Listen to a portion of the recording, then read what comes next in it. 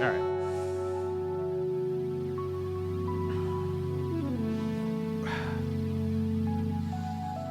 Man, I love the how in every Neofeud game I play, the saves serve as chapter titles.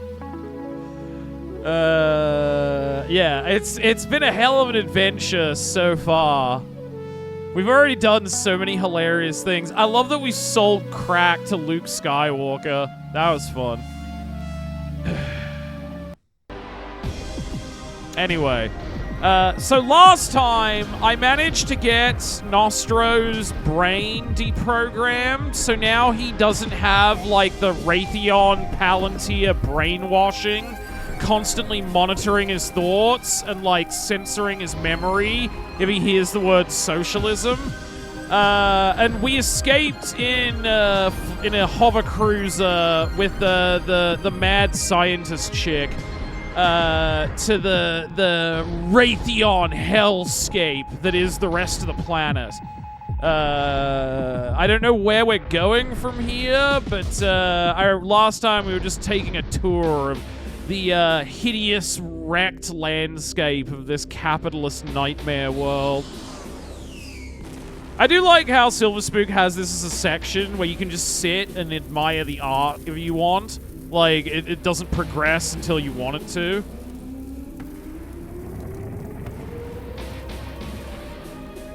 Mothership!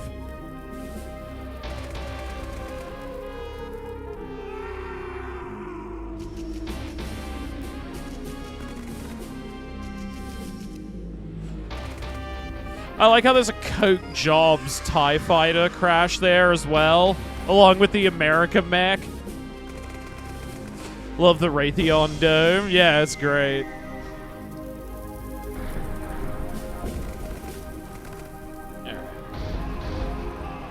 What a disaster, I think.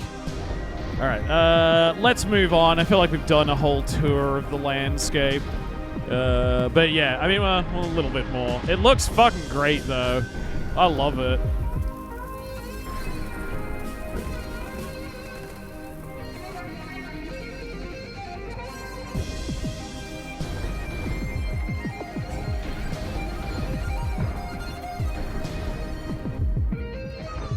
It really is incredible. Yeah, no, like, for a self-taught artist, I love, like, all of Silver Spook's digital art for these games. They look great.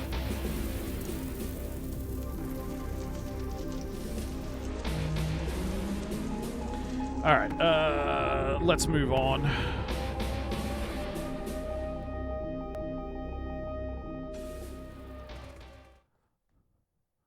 Ah, wasteland, wasteland, and more endless wasteland. Look, I know we've talked about this, but are you sure we're going the right way? This is just endless arid desert. Yes, I know that's what it looks like, but do you think I'd go through the trouble of saving you just to let you become Sandviathan fodder? Uh-oh. Wait, remember your missionary bot giant subroutines? sandworms? Oh, Maybe fuck. you could activate your faith module or something. Well, if you say so. We're like a stone's throw from our destination. Promise. Pentagram my heart and hope to die. Hold on. Yeah, let's check out the desert for a bit. Hold on. Let me check this desert out for a bit. Okay. Oh, I thought this would move and we could see more of it. Interesting. Well, this is still cool. Meat thing endoskeleton. I don't want to examine those bones. Whatever made it dead could still be around. Is there anything else to interact with? I probably shouldn't jump out of the vehicle. It's blazing hot, and I'm 1,000 clicks from the nearest outlet. I'd just end up another disintegrating relic in the sand. I think that's everything we can interact with here. That was still cool, though. We got some more flavor text. But we must be low on maltrollium, right?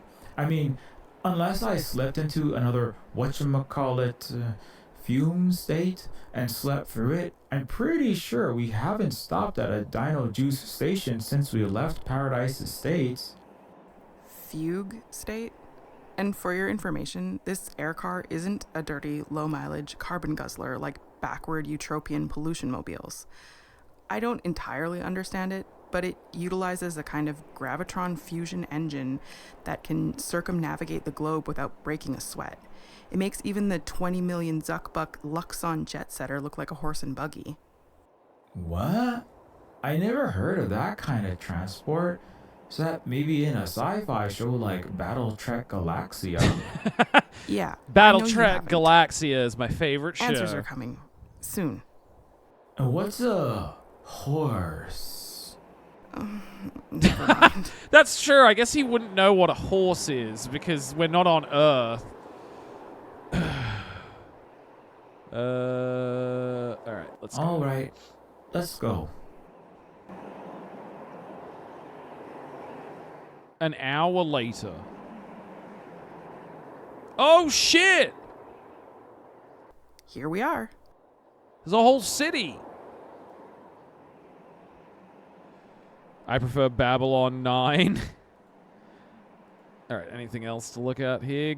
I like the green question mark? What does that say? Expanding organic green?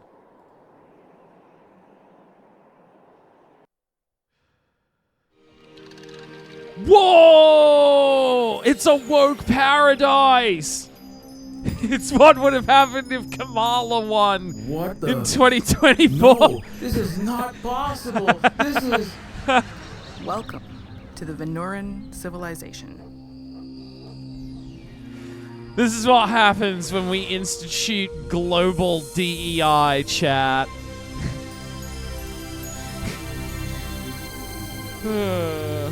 Lith's story was true. It's not just a mirage. That's a real, living, thriving country beyond utopia. This is what happens. This is what the world will be like when Woke 2.0 returns.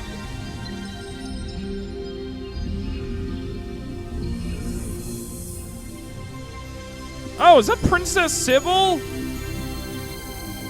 Hieroglyphics. Statue.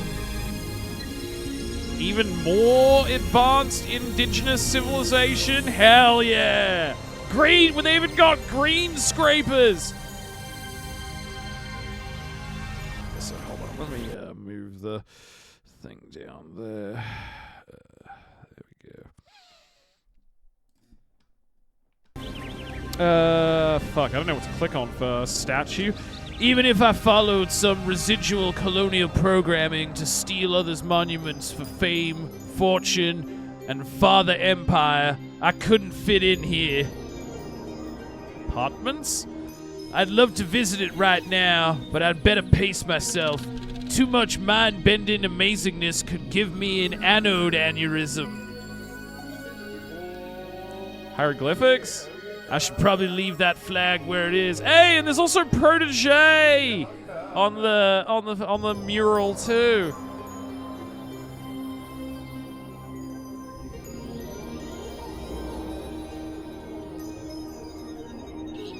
I'd love to explore it all right now. Okay, we already read that dialogue. Where am I going now then? Greenscraper? Homeless Free Street. Even more. I'm really intrigued by that. This Pinko Kame hallucination, hyper-advanced indigenous civilization seems to go on forever. I really want to see it all, but it's too much to explore at this moment. I better pace myself. What was that question mark? Oh, what was that? Can't really get a good look at it from up here. Perhaps if we land this hovermobile somewhere? Homeless Free Can Street? we zoom on down to Okay. street level so I can get a closer look? Sure thing. I know it's a lot to take in.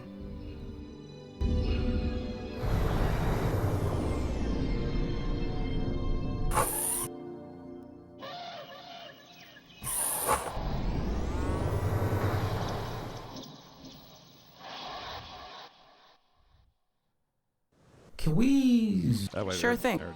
Did that. Oh, wait, what? What's happening? Oh, I think I... Okay. Oh, just a weird visual glitch. Okay, I guess we go in here.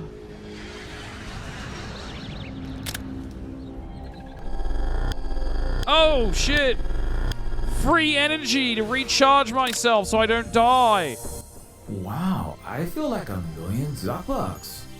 That usually takes forever in Neoliberon. How did it recharge so fast? What sort of Venusian witch doctor voodoo is this? Any sufficiently advanced indigenous technology is indistinguishable from magic. Nice, Also, Arthur C. Clarke reference. Don't use voodoo like that.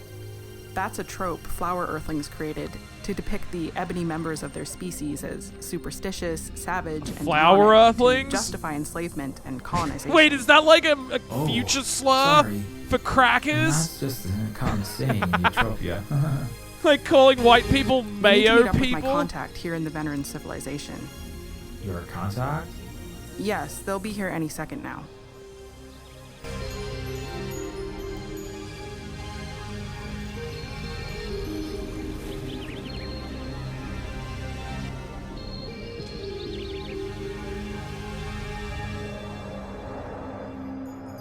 Yellow organic thingies. I'll take the bananas. I'm the one with the digestive tract to metabolize them anyway. Okay. Gonna get going for now. No. Okay, good night, Olivia. Thanks for hanging out. God. Alright, let's talk to him, I guess. Or is there anything else we need to interact with? White stuff on the ground? What is that?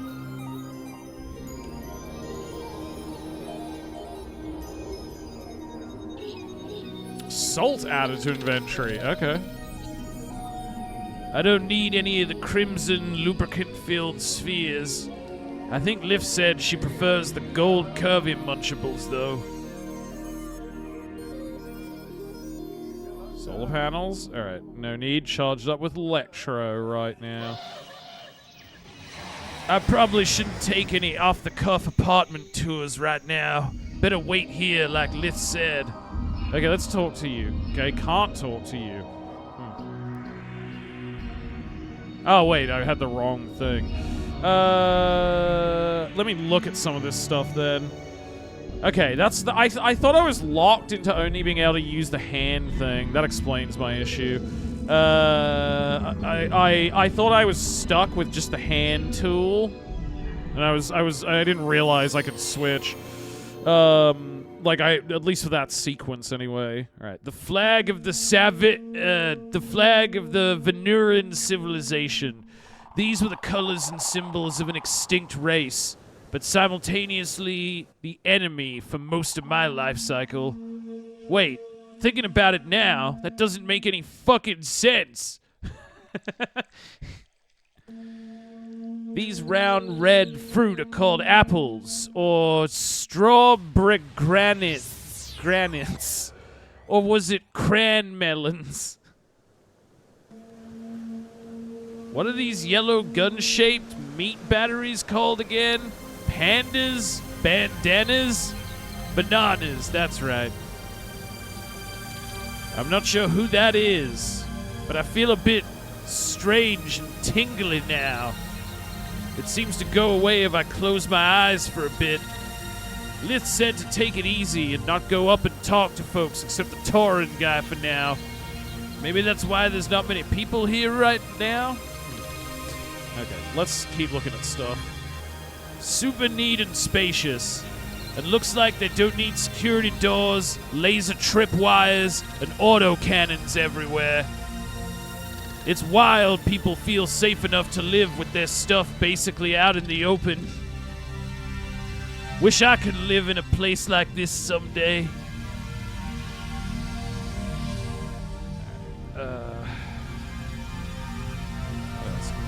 Solar panels? Sunlight harvesters on so many roofs. These are basically illegal in Utopia, or a tariff to the max to make them prohibitively expensive.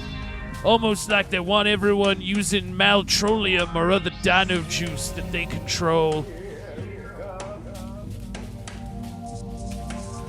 This is making me feel like we're going to get a twist where the woke Kamala society is actually evil.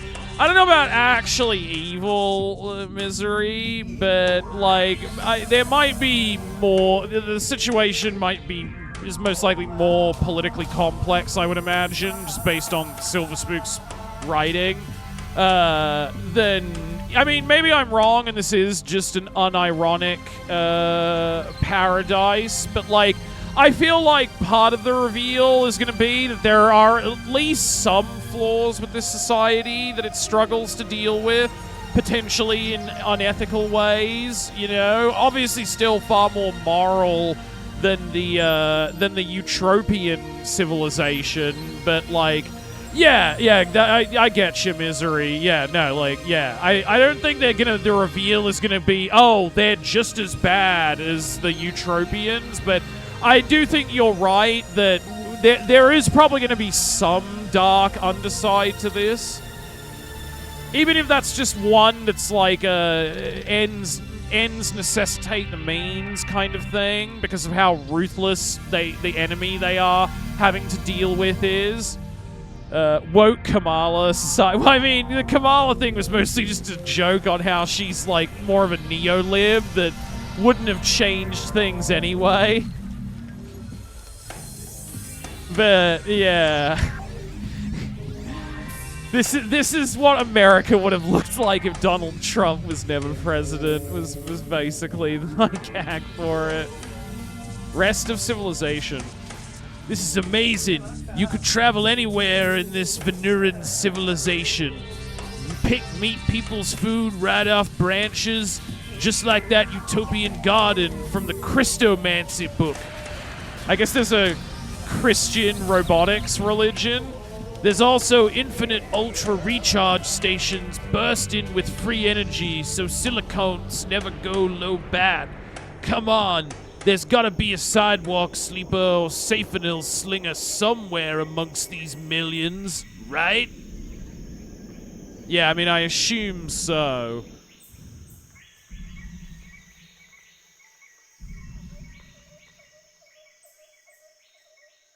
What is this? Little white crystal peppers the ground. Well, little white crystals pepper the ground here. Pepper, and... what's the other thing? Alright, I think we've looked at everything I can interact with, at least from this angle here. I wish I got a chance to look at the other stuff, like the statue. I guess I'll be able to do that later, though, once we get back inside our space car. Alright, let's talk to the Taurian. Hi there. Hi there. What's happening? Yaoda, friends. I am just sweeping the salt from our joyous ceremonies earlier. I love his shirt. It's so good. The guy with the communism shield. Why dump salt all over a nice clean street? Isn't the white crystal like a flavor enhancer for fleshies? Eutropians sprinkle it on their freedom fries. Seems like a waste. You are funny, my metallic brother. We partook in a snow festival, complete with ice sculptures, earlier today. Snowing on such a sunny day? Okay, but why did you spill meat seasoning all over your street?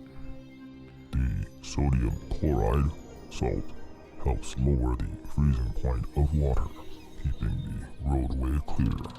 Water, huh? I'm hydrophobic. The wet stuff gives me rust and robo-arthritis. It's kind of like my kryptonite. Last time I saw this much salt was when the Utro Space Force launched a saline comet at Cinderia, helped defoliate the jungles before they, God, that's horrifying. Ugh. I see. Well, I also love the taste of sodium crystals. My ancestors used to lick salt from the flats of Hoth. I see. Good to know. I wonder why Neofeud 2 isn't on Steam. It will be on Steam, Tuvox, in the near future. Silverspook is working on getting it on Steam. Apparently, the approval process for putting a game on Steam takes considerably longer than it does for itch.io. So, Silverspook decided to, like, release it on itch.io first, just like as soon as the game was done, for, you know, the super fans like me who are gonna play it, who want to play it immediately, and then like I guess like the full proper launch will be when it's on Steam as well, because most people like use Steam more than itch, I would say. But yeah, it will be on Steam. Silverspook said that they're working on getting it on there. It's just that apparently it takes way longer for them to give you approval to, you know, like add it to the platform.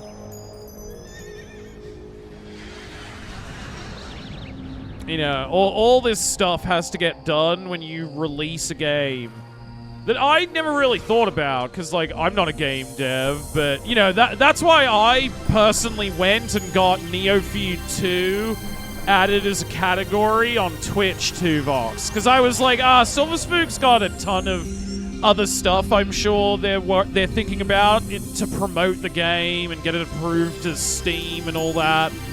If I could do it in like 5 minutes, I was just like, this will just make it easier. Boom! It's got a stream category now on Twitch, so you know, you can promote it on Twitch as well. But yeah, all that takes like time and stuff, annoyingly. So, you're not a Venusian. You mean Venerons? The indigenous people of this isle? Right. I just thought I'd see more buggers in the Buggerland tour, you know? Yes. Well, this region of the VPR hosts a large migrant and ethnic minority population. All the migrants in Eutropia are indigents warming their hands by trash can fires in tent cities, or locked in dog kennels for under-table labor, or stowed in concentration camps at the border, always frowning in tattered rags, hiding from ICE. You don't look like an illegal to me. Illegal? How can it be illegal to exist? This sounds quite horrific. All sentient beings, whether they breathe oxygen or xenon, pulse with electric current or blood, of all shell colors, vessel shapes, and sizes, are treated equally and justly here. I live in a spacious apartment, enjoy fresh, delicious mint crest salads, and only warm my hands by campfires on frequent vacations. What do I have to frown about? You janitors have actual apartments? Like, not in 5 by 7 foot coffins surrounded by rats and men? Wait! And what's up? They treat workers like human beings here? Is that legal? To practice my native culture and language. God, that's so real. Others. There are so many ethnic regions to visit here in Venera. Eutropia actually banned the Tarian language and ceremonies, if I recall. Part of the kill the native, save that's the what man what thingy. colonialists do. You gotta kill their culture, That's quite burn sad their for places the of unknown worship, descendants ban of their the language. Trauma. What? An unusual name that the Venerons use for the Eutropians. You will have to ask our ancient And they say they're doing it for their exoskeletal benefit, of relatives. course. They're civilizing you. Who's the dude on your shirt? Who's that dude on your sleeve there? Is he like one of the Sovenon or Azioid villains from Captain Eutropia? They're all usually in red or red and yellow jumpsuits. Oh, this is Captain Taria. He represents my home country, fights off imperialist aggressors, helps feed the Galactic South as part of the Revolutioners cinematic universe. Never heard of it. I heard the Eutropians didn't really allow the Revolutioners' HoloFix and VR games to be relished in the Western Galaxy. The purebreed snowflakes couldn't deal with the West being accurately depicted as the actual invading empire that they are, with communism, collectivism shown in a positive light. We made woke Avengers. There's no censorship in the free galaxy. They wouldn't stop a movie from being released. They don't have to stop the movie from coming out. They just don't market it, don't have mainstream media push it, derank it in the algorithms, and no one will discover it. Yeah, Plus, like utopian humans are Neofeud. already brainwashed to believe that Western, liberal, democratic System's capitalism afraid of is a this game because panacea, it's too the real. end of history, the greatest system in the galaxy, TM, and that they're all chalky saviors of the universe. They'd storm out of theaters, demand refunds for a blockbuster showing utopians and their beloved star-spangled military as the bad guy of the Milky Way, call it Eastern commie propaganda. They're self-censoring, drenched in a fire hose of lies from birth, so truth feels outlandish and repulsive. That's so real. God, I love this game.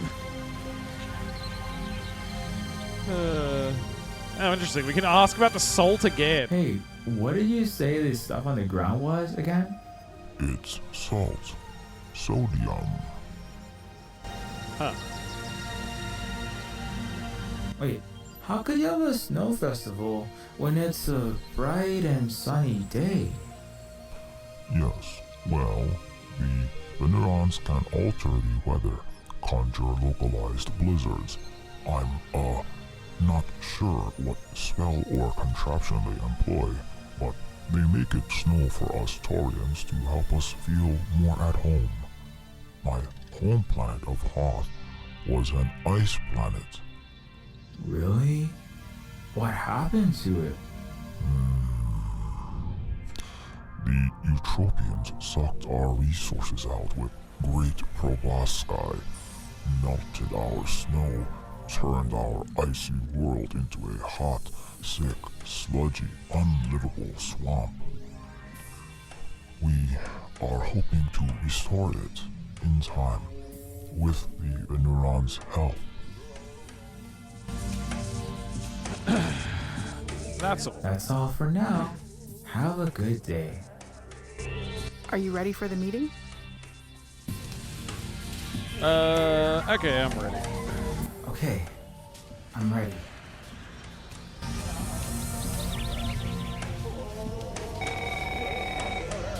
Yes. We're at the meeting place now. See you soon.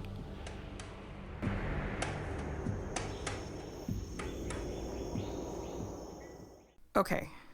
Now we're going to meet one of the Venerans. As the primary enemy of the Eutropians, you've been force-fed mountains of military-installed Pavlovian conditioning against them. Exterminate all the brutes' subroutines, uploaded straight to your cybrain, plus all the racist, imperialist, wrong stuff you're bombarded with constantly just living in Neoliberon. Right. I did my best to deprogram you, but there's still a sea of cognitive triggers and colonial baloney sloshing around in that Galaxy Brain S6 of yours. I want you to practice our breathing and mantra routine that I taught you on our flight to Venura. Happy place. Happy place. I'm relaxing in my oil bath, light as vaporware, no existence rent to pay. The bugs and glitches are washing off me like rust under a shower of WD-40. Good. Stay calm. We're going to meet a friend, okay? A very nice friend that's going to help you with your problems. Happy place. Peace and love and no more wars.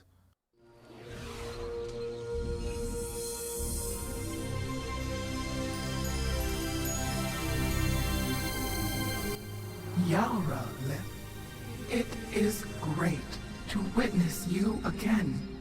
My heart's filled with the light of 1,000,000 suns. It's great to see you too, Kailatu. I am relieved you are in one piece You engaged in such a treacherous mission in the land of the young race. I love the did worry design for of you. the Venurans. Yes, I did nearly get my head ripped off by a pseudo-sentient cannon and captured by Eutropian feds, but here I am. Indeed, you are. And this must be Nostromo? Welcome to the Venoran civilization.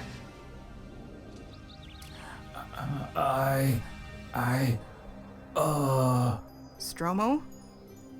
Are you okay?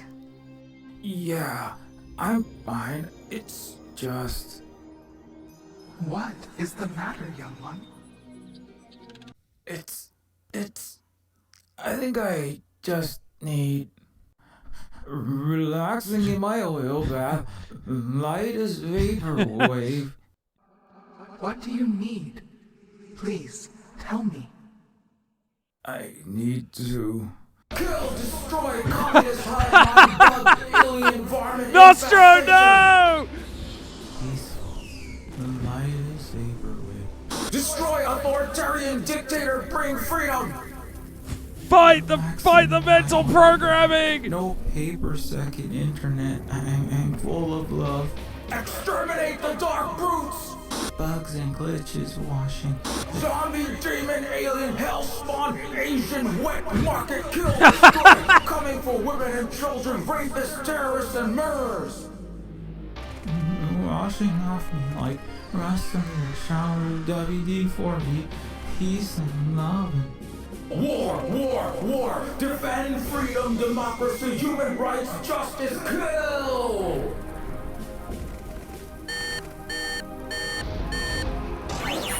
Oh no! I mean you no harm, Ora Epaka. I come in peace. I desire only to help you and seek mutual understanding. Oh no, the Eutropian conditioning was deeper than I thought. I've got to do something before this stormtrooper goes full EX-800. Oh shit. Alright. What can we do here to stop Stromo? What's this? If I can jack into his Galaxy Brain S6 with my cyber arm, I might be able to hard reboot him. Okay, there we go. Get away from my port! Oh, that might be been a mistake. Your dirty communist subterfuge won't prevent me from saving the galaxy. Seems like Stromo's gone into full Stormtrooper mode, in artificially induced psychogenetic fugue state. He can't be bargained, reasoned with. He doesn't feel pity or remorse or fear, and absolutely will not stop while in this condition. Gotta think of something else. Okay, banana? Gun?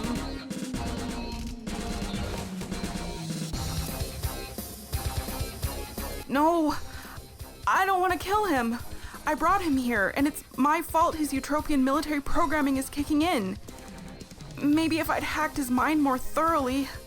I've got to defuse this situation without anyone getting Maybe hurt. we talk to them. Hey, Kevin, I got timed out of a stream for writing Yakubian yokels.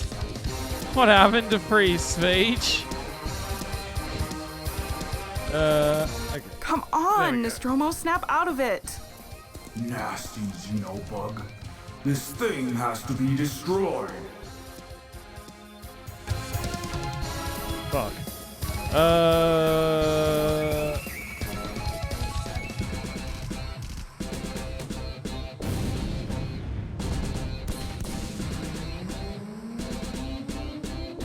Okay, wait, what if I use this? I hear salt and lemon polish I had salt and lemon can polish metals to sparkling brilliance. He doesn't need cleaning right now. What else can we do here?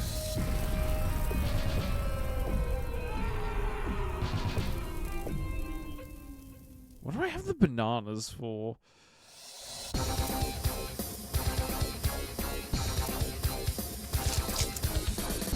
Okay, a salted banana. Not the most appetizing delicacy I've ever concocted, but it's got sodium and potassium. Part of this balanced breakfast for coolant-depleted robo-boys like Nostromo. Can I use the salted banana?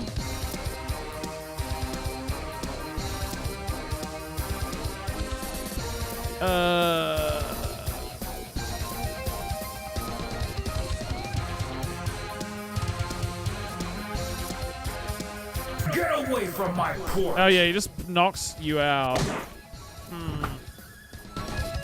Your dirty communist subterfuge won't prevent me from saving the galaxy.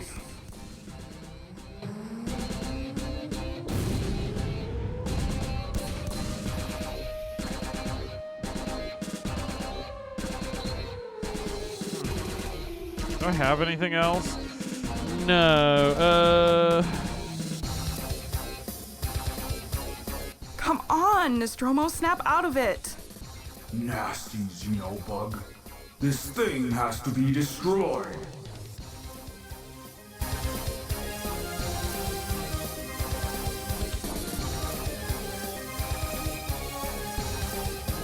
I don't need energy right now. My cyborgy bits are all juiced up. But I wonder if this Venuran supercharger could be of other use.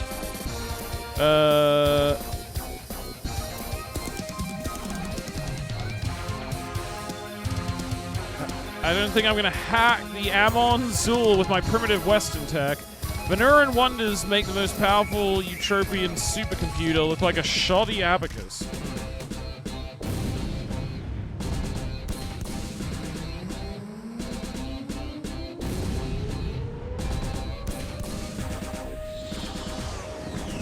The Venuran monolith has a warning label that reads, Warning, impacts in excess of 13,916 joules may result in distortions in the fabric of reality, including suspension of the laws of What the fuck? Okay, I guess this is... We need to overload the port? Sudden levitation, a hypermagnet. Well, if I want all magnetic objects in the vicinity stuck to this rectilinear cosmic contraption, I could hit it really hard. Yep. How do I do that? I guess I punch it. Come on, Oh, shit. I clicked the wrong thing. Ow. Seems like Stromo's gone into full Stormtrooper mode in artificially induced psychogenic fugue state. Come on. Why am I trying to interact with her? He just keeps punching her. Hold on. Ow.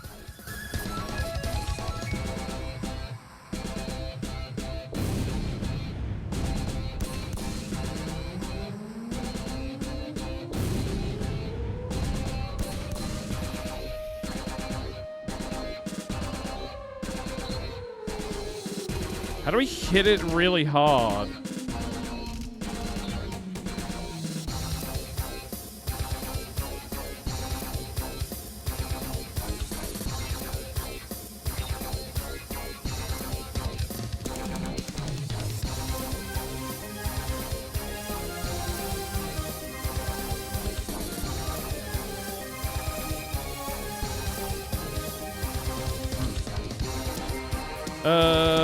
I feel like I'm missing something.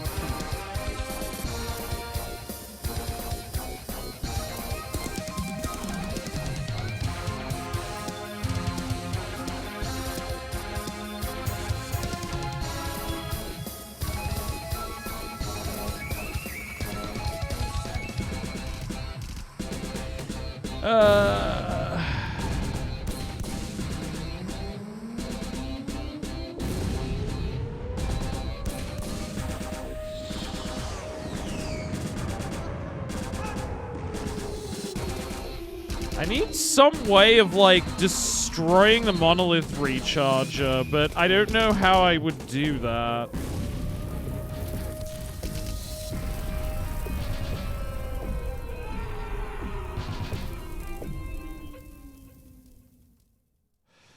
Yeah.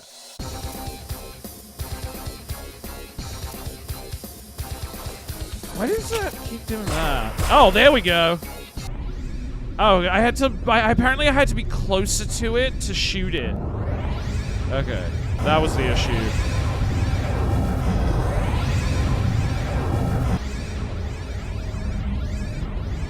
No! I've got to defeat the vile communist insects! You don't understand! You don't! You don't! You don't!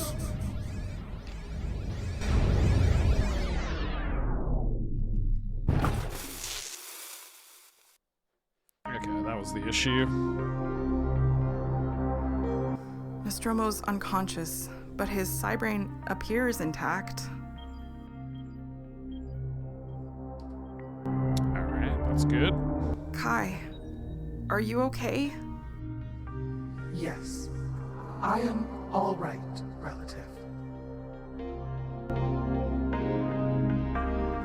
I'm so sorry, Kai. I thought I had his utopian neuroconditioning under control. I endangered your life. No, it is not your fault, Liv. You carried out your apostoli, your task. And I know the risks of interacting with the broken ones. I accept the peril. I feel terrible about this, and any of my utopian human bosses would be chewing my head off after something like that. We have neither bosses nor landlords, Liv. I am your carer, your steward, perhaps your mentor. Do you recall your migrant orientation program? You were not so different from Nostromo then. Of course. It still throws me for a loop how you Venurans can be so understanding. Anyway, you have to at least let me buy you a neutrino stream on the rocks later, so I can feel a little less shit about this. Of course.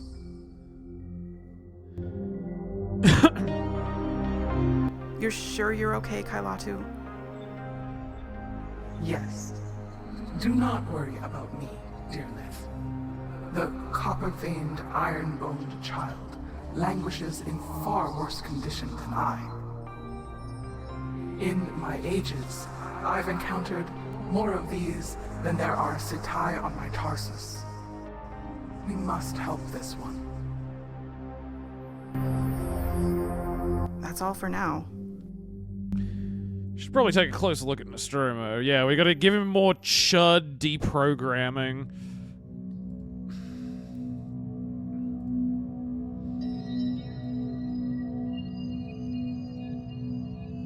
Stromo?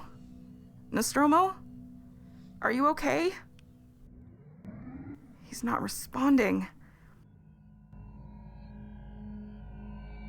Oh, that's not good.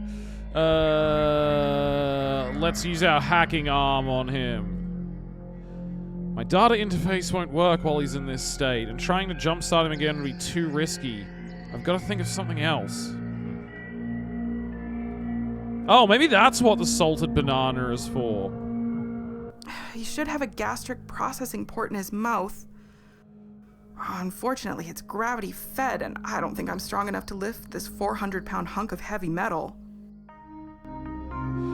Fuck. Alright, we need to get him flipped over first.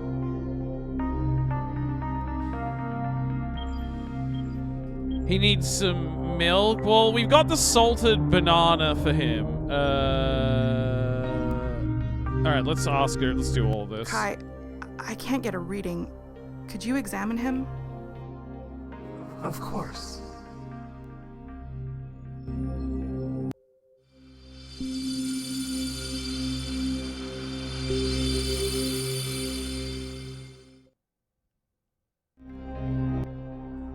His synaptic substrate is intact, but the hypermagnetic field of the Amonzul has drained the Steel One's aura and disrupted his thermodynamic equilibrium. Oh no, he's overheating. Proto, have mercy. Stromo will die soon in a big, splody fireball, possibly, if he doesn't get primary coolant I've got to think of something. Okay, I guess that explains why the banana helps. That makes sense. I do also like how we get little translations in the text for what some of the Venuran words are. What was this primarily called? Yeah, sodium, potassium. Where can I get sodium and potassium? Okay. That's all for now. Okay, we already asked her about that. I need help flipping Nostro Kai, over. I could use some help flipping Nostromo over. Of course.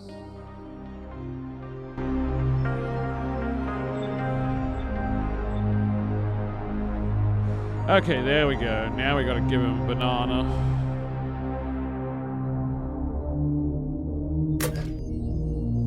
Sorry for the weird object shoved in your mouth to survive again.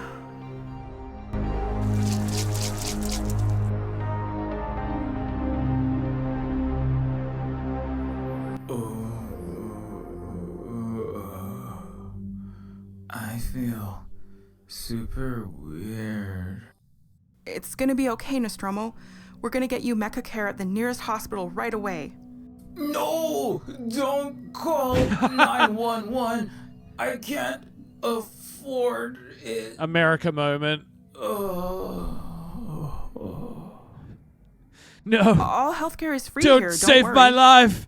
It'll be too expensive.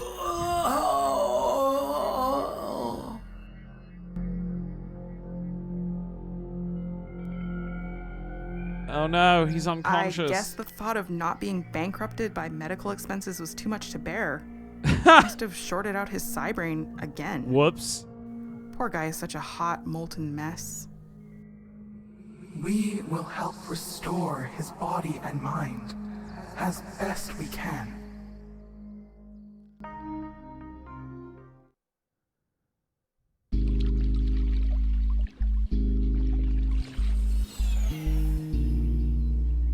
Three weeks later.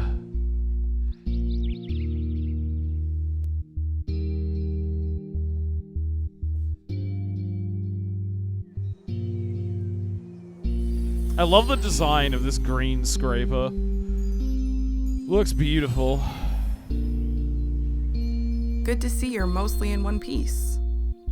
Good to see you too. Hey, Liv. I just want to apologize for what happened. Don't mention it. But I feel so terrible about what I did. I endangered everyone. You were just trying to help me. You know, I was homeless, hopeless, needles in my arm, about a day away from unaliving myself with my Black Widow pistol at one point. It was a Venuran who beamed a pirate broadcast through the digital Iron Curtain into my coffin apartment before I nailed it shut and stopped paying my oxygen bill. They pulled the wool from my eyes an inch at a time. They saved my life and, more importantly, my spirit, my aura.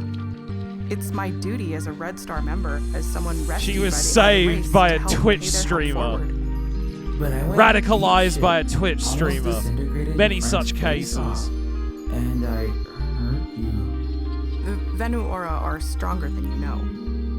And it's my fault, putting the cart before the before the electric mule. You weren't ready. It's me who endangered everyone. I gotta say, the world of Neofeud 2 looks a lot nicer. I'm guessing things got better after Carbon and Protégé's adventure.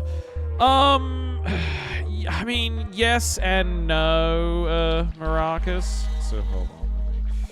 Yes and no. Like, I mean, I don't really have the full story yet, but it appears they were somewhat successful, but also the power of, capitalism is rapacious and eternal, and often, whatever small victories you can claim will, be clawed back decades later by political lobbying interest groups or, corporate overlords and stuff.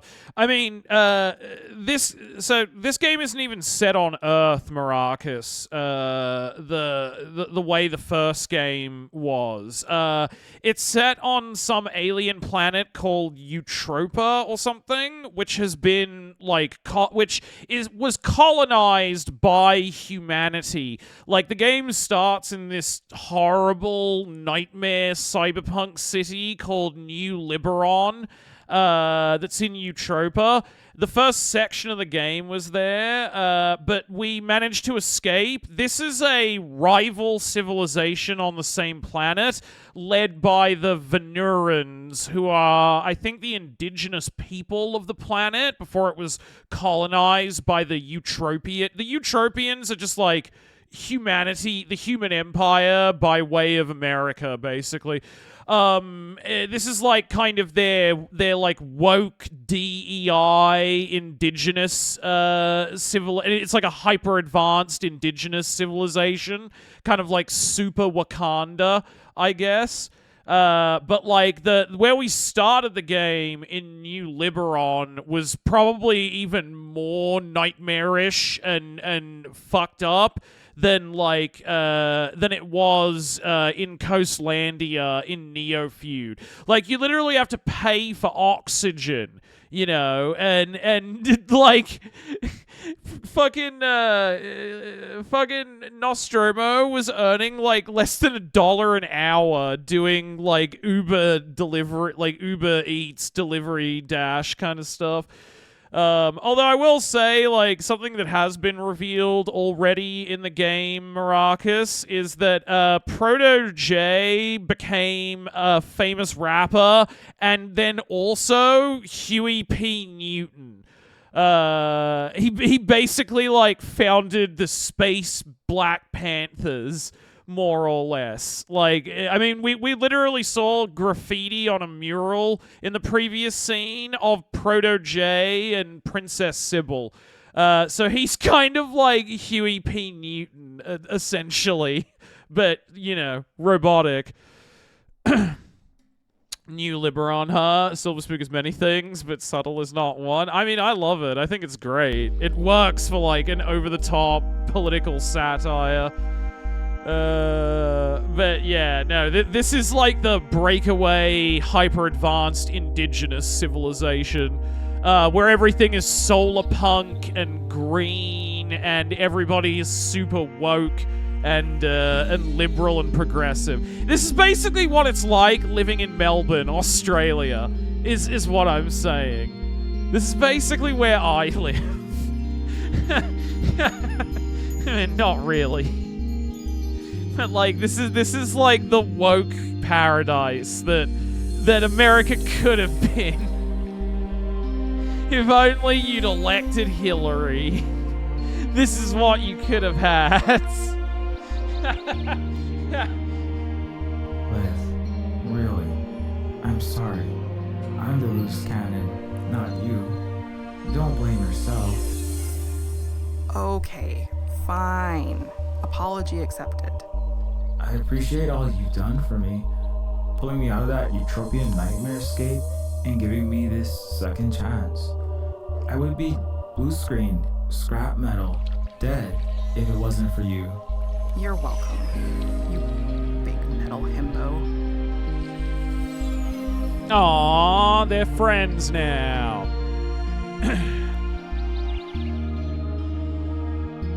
But yeah, Nostromo is kind of like this game's Carl Carbon, although he's even more of a reformed chud than Carl was, because Nostromo is like a war bot.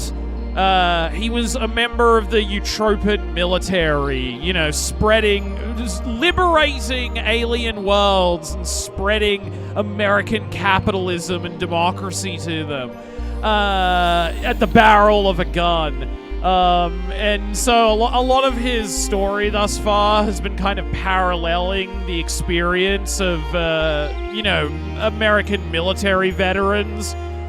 where they, give up their lives and destroy their bodies to feed the wood chipper of the American military-industrial complex.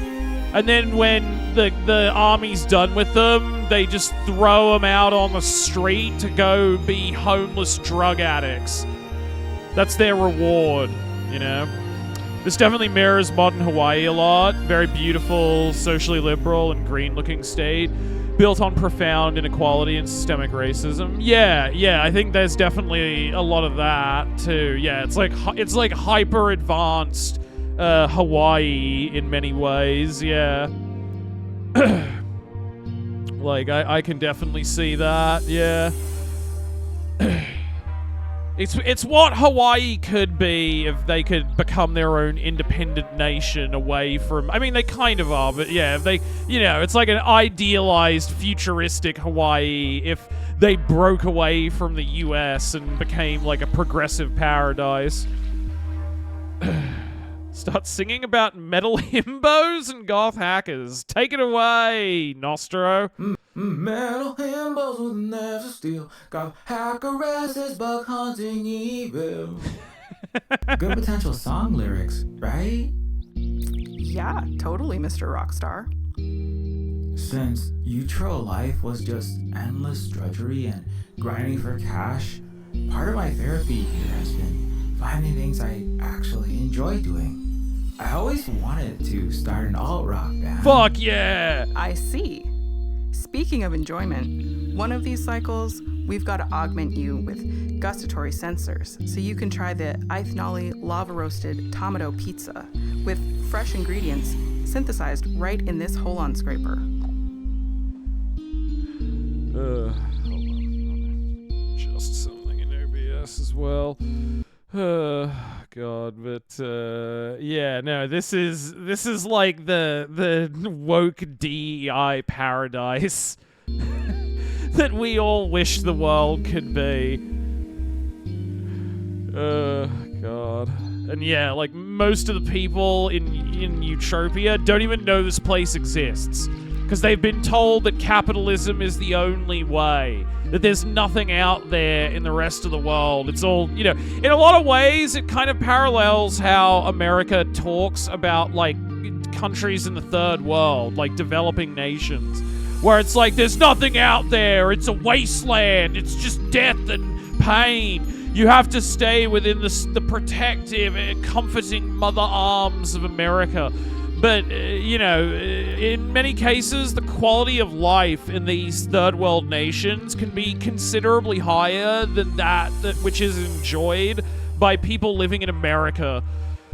The sentient warbots are such a sharp bit of satire. Human soldiers are turned by propaganda and training into killing machines, and then when useless, thrown away to rot. Oh yeah, Maraka. Like, he even has a cyber brain that, like, constantly senses his mind if he thinks of, like, words like socialism or confronts anti-colonialist ideas. Like, a big part of the start of the game, Maracus, was getting Nostromo's brain deprogrammed by Lith, the hacker girl, so that he doesn't have... Because, like, that was a recurring thing for the first, like, I don't know, 2 or more hours of the game, was anytime another character brings up anti-colonialist ideas or criticizes capitalism, his brain is like, anti-colonialist thought detected, censoring, and it just, like, anesthetizes his mind. It causes him to lose concentration and forget what they were talking about. His whole affect at the start of the game really reminds me of, like, the way a lot of veterans are, like, traumatized by the PTSD or,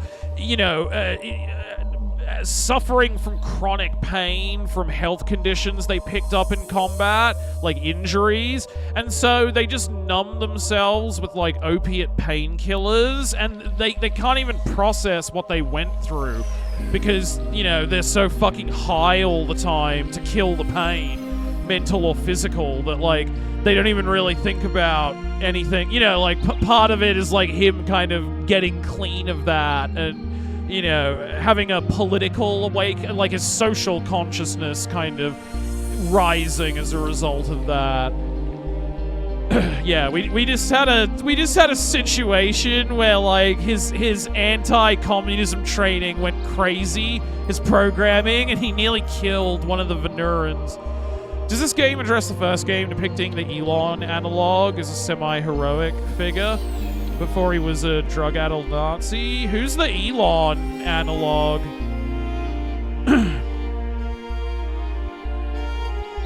No, it doesn't. The Elon character is like, is a bad guy who the game mocks.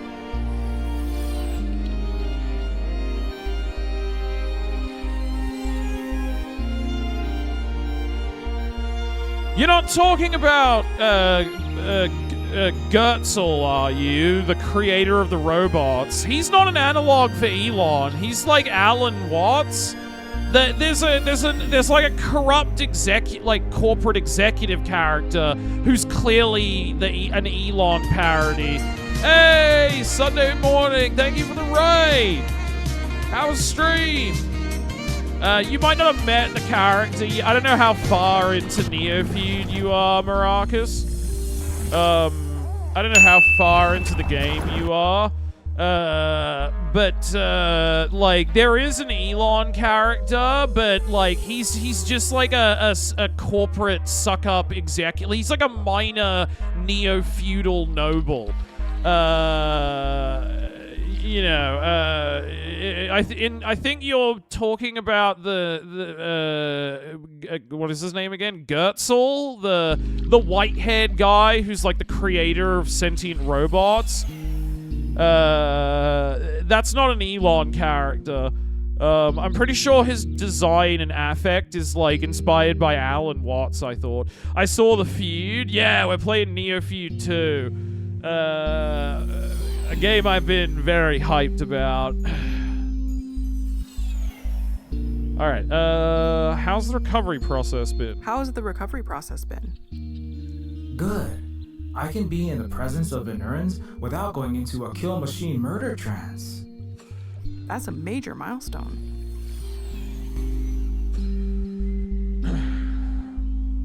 Actually, hold on, I like that better down. I don't know why I moved that. Alright, there we go. Steve Harvey be like, let you and me play the feud. Well, not that kind of feud. This is Neofeud, like a really great cyberpunk satirical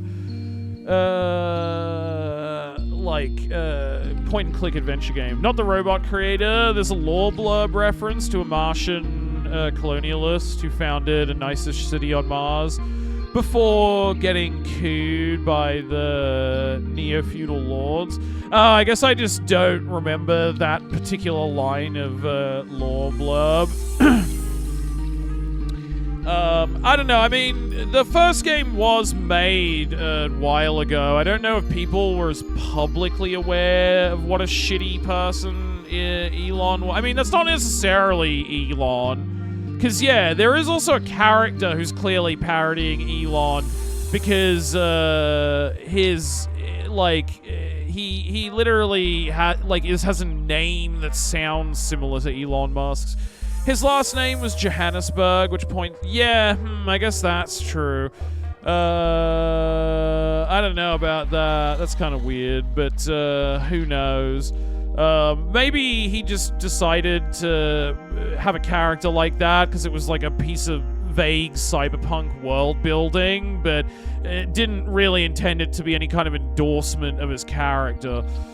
I don't know, because yeah, it has been a couple of years since I played the game, Maracus. That does sound like it's maybe an Elon reference, but I assume it's like just a light one to the whole like idea of him wanting to colonize Mars. Because there is an actual character in the game who's clearly inspired by Elon Musk, and the game like mocks him pretty hard. It was more of a tech optimist time, and yeah, exactly, Maracus, yeah.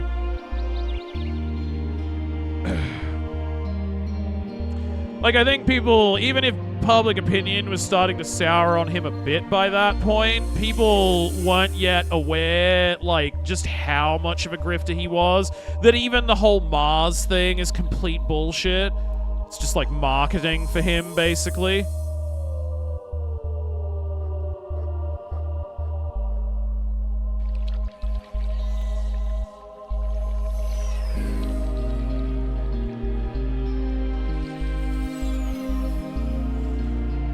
Now it's the moon. No, yeah, exactly. Like, now he's like, Mars is too hard. We'll be in the moon in 10 years, I swear. I pinky promise. We'll go to the moon soon, guys. We'll go to the moon. But that's never gonna happen. It's just something to make investors cream their pants over. Holons? I think holon means whole and part in Olympian or something. These Venuran structures can supply food, energy, medical care, all the basic needs internally, so they're wholes. But they can also be parts of larger towns, cities, etc., linking together fractally like ice crystals, amalgamating into snowflakes. Pretty sure that's how Kailatu described it. It was just a lore blurb, so it's okay if it was just quietly dropped. Yeah, I assume it's that. It was probably written as a lore blurb at some point way earlier in the game's development, and then Silverspook just decided to either didn't remember to take it out or decided to leave it in just as another piece of like minor flavor text world building. On that note, why aren't those investors asking for their money? Because it doesn't really matter to them. Like, all that the investors really care about is that the stock price remains high. And Elon, as long as Elon says, oh guys, I'm like working on this Mars thing, I'm working on this moon thing, guys, I'm making robots. As long as he keeps saying that, he can keep hoovering up US governmental like research incentives, which is the main thing that keeps his business running. The fact that he is like parasitically leeching money from the American taxpayer for technology that's like never gonna get made. There's a very important reason why he wants Tesla to be classified as a tech company and not a car manufacturer. And that's because he gets access to all those juicy R&D incentives from, like, the government. They basically fund it. Is that my manic pixie dream girl with green hair and pronouns? It sure is, Sunday. She's called Lith. And she's also a hacker. This Venuran techno-magic blows my sidebrain every day. Do you know how it works? I still can't figure out how the waterfall inverts into a water rise, or how the teleport Vader cuts down on boring elevator Muzak-filled wait times. I can't believe the Venuran cops didn't just blow me away. Utropian 5-0 would have shot me to pieces just for having a gun out, and especially if a minority like me threatened a thoroughbred human citizen. You see? While there were thousands of police shootings of innocents in Neoliberon last year, there were only 4 shootings of any kind in the Venuran civilization. Damn! 2 were cops firing stun plasma at each other over a drunken card game spat at a party. 1 was accidental discharge by a newbie in training, and incident number 4, a Utropian tourist pulled his own 6-shooter on a hypersonic levitrain when asked to wear a mask during the Z7N5 virus outbreak. So there was one fatal police shooting? Nope. When Johnny McLiberty cocked his gun at a passenger's head demanding freedom from insectal tyranny, the Venuran police hit the raving Yank with a psionic stun wave, made him barf up his Murica burger and freedom fries, and pass out in the greasy vomit. Guess the wild westerner got unsettled by some indigenous rules-based order. Yeah, he'd been spitting and coughing a rainstorm of saliva on all the other passengers, so it was really just giving the rancid, milky dickhead a taste of his own bodily fluids. I think it's clever making the Venurans like a bug people, because it's literally taking the way that conservatives right now describe like more socialist or like non-capitalist countries. They're like, oh, they're full of bug men. I don't want to live in your bug men apartments. Sorry, I'm a freedom-loving American. I think it's very funny that like the Venurans are the bug men and they actually have a way better civilization. That's a great idea. I could probably become a billionaire if I jangled some keys in the right room. Oh, definitely. Holy shit! Tall trees! Thank you for shooting Maracas with the sub gun! Thank you for gifting Maracas a sub. I really appreciate it, man. Thank you so much.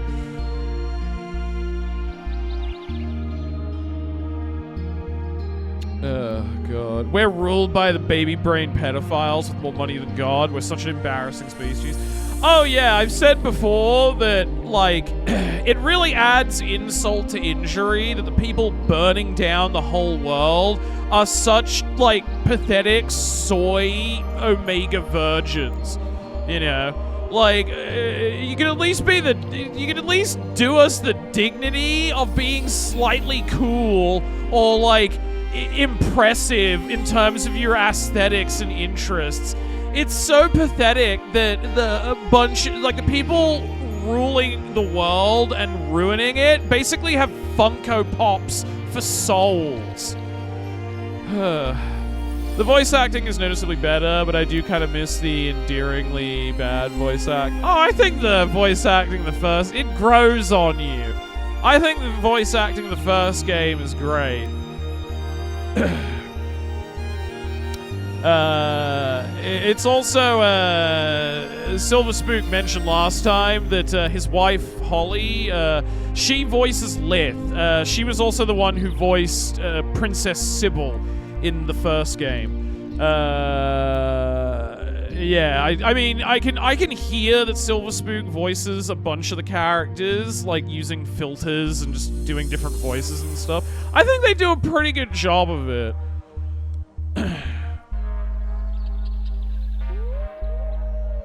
Forgive me if my head microphones are clogged, but it seems like I sometimes hear Venurin or Venuoran. Which is correct? Either can be used interchangeably depending on the species, oral apparati, and vernacular of the individual.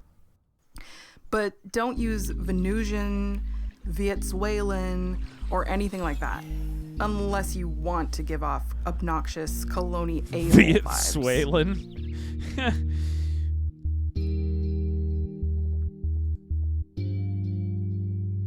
Oh, wait, we already talked about that. All right, okay, so what's the plan now? Well, do you think you're ready to meet your maker? Well, your maker's maker's maker? The High Steward of the Veneran civilization, kind of like the president, has requested a face-to-face meeting. What? Oh, man. I don't know if I'm ready to meet His Majesty, King or Space Emperor of the God Race. Her Majesty, technically. Although simplistic Westoid archetypes of gender don't have much meaning to the indigenous ancients. Calling a Venuoran a man or a woman would be like describing water as square or triangle. Everything, even materiality, is truly fluid in their culture. For a second, I thought it was going to be Princess Sybil. As far as I can comprehend. Although I assume it's probably going to be a Venuran. Anyway, which is to say, about as well as an ant comprehending an FTL starship. Westoid is so good. I might start saying that IRL. Yeah. No, I love the future slang. I love the future slang in these games. It's great. Oh, God. Right. Well, not only do I not understand them, I've only just managed to not go outside my entire mind upon seeing them.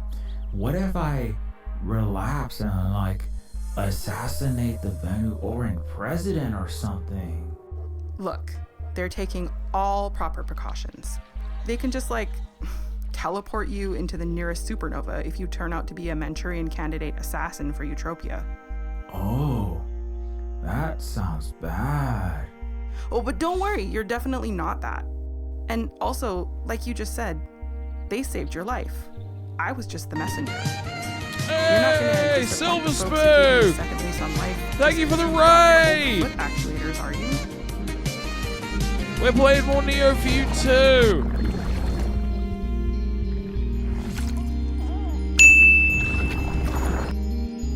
We just got to the woke paradise of the Venuran civilization. Playing Neofeud 2, thanks a lot. Yeah, no, of course, man. I fucking love this game. Yeah, no, we got Nostromo's brain deprogrammed, and now we're going to meet the president. So it's looking up. I love the solar punk style art for the Venuran civilization. It's a great contrast to the miserable neon of New Liberon. But yeah, let me give you a shout out, man. Thank you so much for the raid. I hope you had a good stream. There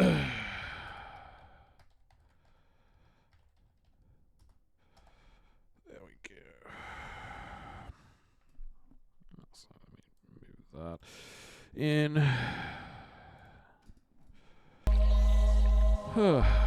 Alright,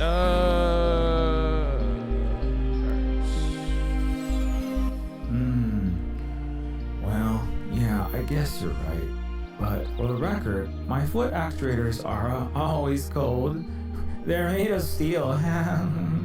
That's the spirit, Captain Manhole. At this rate, I might end up being your bassist. You know? Yeah, I want to was see thinking them we'd make be an a alt great rock female band. vocalist. New metal is making a comeback. I've got some effervescence tracks you totally dig. Okay. We can talk rock band stuff later. We've got a world's leader to meet. Alright, did we talk about everything else? Yes.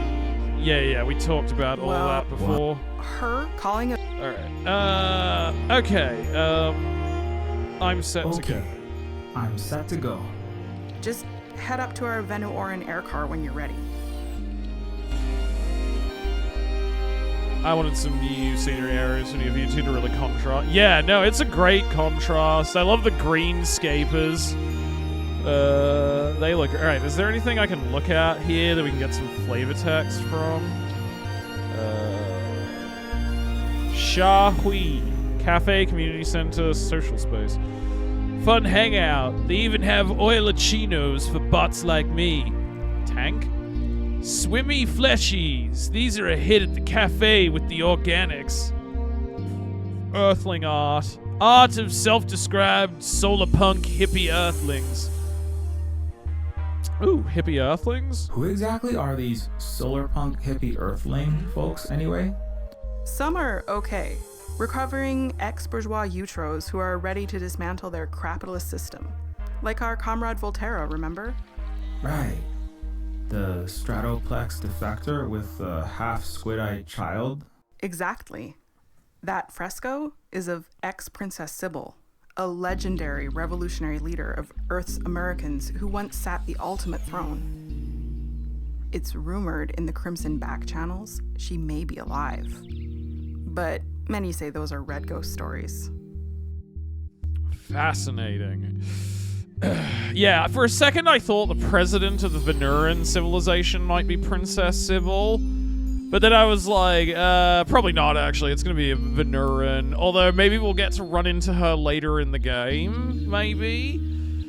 So who are the not cool ones? Who are the not cool ones? Some flowery Eutros are more stubbornly ignorant, elitist. Some pretentious, crunchy Westites insist on living naked in mud huts, in the middle of nowhere, and drinking unfiltered water. Some call it paleo-primitivism, back to the land, or going native, distorting the actual native ways. I I call that trying to freeze and get cholera-ism. I ain't even organic and I know that. Oh, that's not the half of it. Not only do they come from rich families and just cosplay being poor, these annoying priviloids are rescued by Venoran That's a Emergency great Services word. after launching communes in typhoon-prone areas when their vegan tomato planting fails and they can't order a double bacon McSwift's burger out in the boonies. Well, good guess. Yeah, I mean, when it said she, like, we're meeting the president was... Because, like, I know that Proto J became a famous rapper and also kind of space Huey P. Newton, in a way. Became, like, a political revolutionary as well. We haven't really heard specifically what Princess Sybil... like what happened with her. Although I did see a mural of her when we first arrived in the city, so it made me think that she's clearly some kind of venerated figure here. Yeah, it was a mural of her and Proto J. Oh, sounds as annoying as rats in your torso plate. Yeah, these expats, they hate the term immigrant, love lecturing super advanced indigenous Venerans on how to run their ancient, amazingly successful civilization, while Utro's own country falls to pieces. I don't know if you saw the mirror, right? If you look at it, there's a little bit of history. Yeah, I unfortunately, like, I advanced to the next kind of, like, beat in the scene, without, I forgot to use the eyeball, icon to look at it, so I think I missed that particular flavor text, annoyingly. But I mean, maybe I'll get to go back to that area later and I can look at it then. But at the time I was like, oh wait, damn it. I didn't realize I could switch to the eyeball now to look at that. So I didn't get to inspect it. Alright, what else is there to look in this scene? Yeah, because, like, normally I look at everything, but I accidentally didn't get a chance to inspect the mural, so I must have missed out on that bit of flavor text. Core, I believe it's called. Tree? Banyan tree. Supposed to callus up your meat digits if you swing from hanging roots a lot. Shaft? A levitator also functions as a teleportivator, but the Venurans encourage embodied transit through space-time for the younger races. I think it kind of means stop and smell the roses, meet your neighbors. Interesting.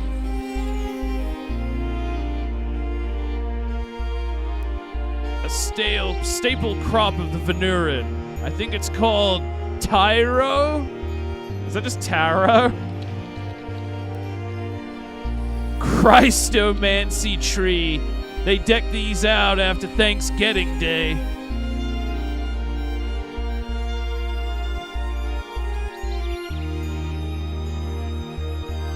I think it's called loaf fruit. Tastes like bread. Not that I know what bread tastes like. I love how all the different trees have their own flavor text. A real live tree. I forgot which kind, but it's really neat to see non-plastic ones around, just photosyncretizing and stuff.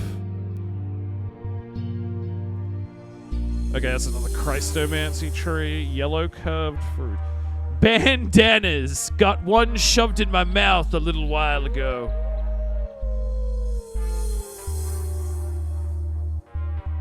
Alright, we saw that one already. Bush. Bearings bush. You put the ball bearings in your mouth instead of the engine, though. Panels. They eat up light rays and keep our power on. Amazing. Wish they were allowed in Utropia.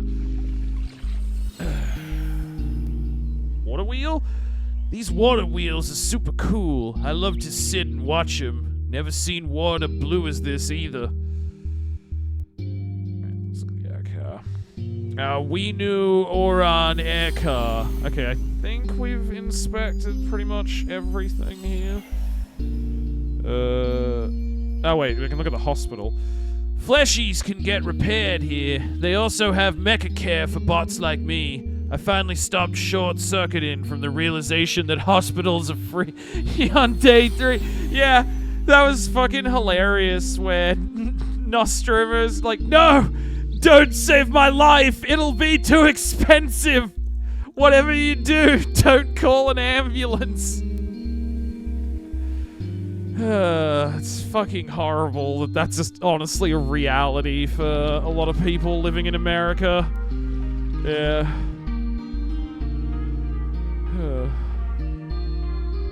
Alright, I think that's pretty much everything.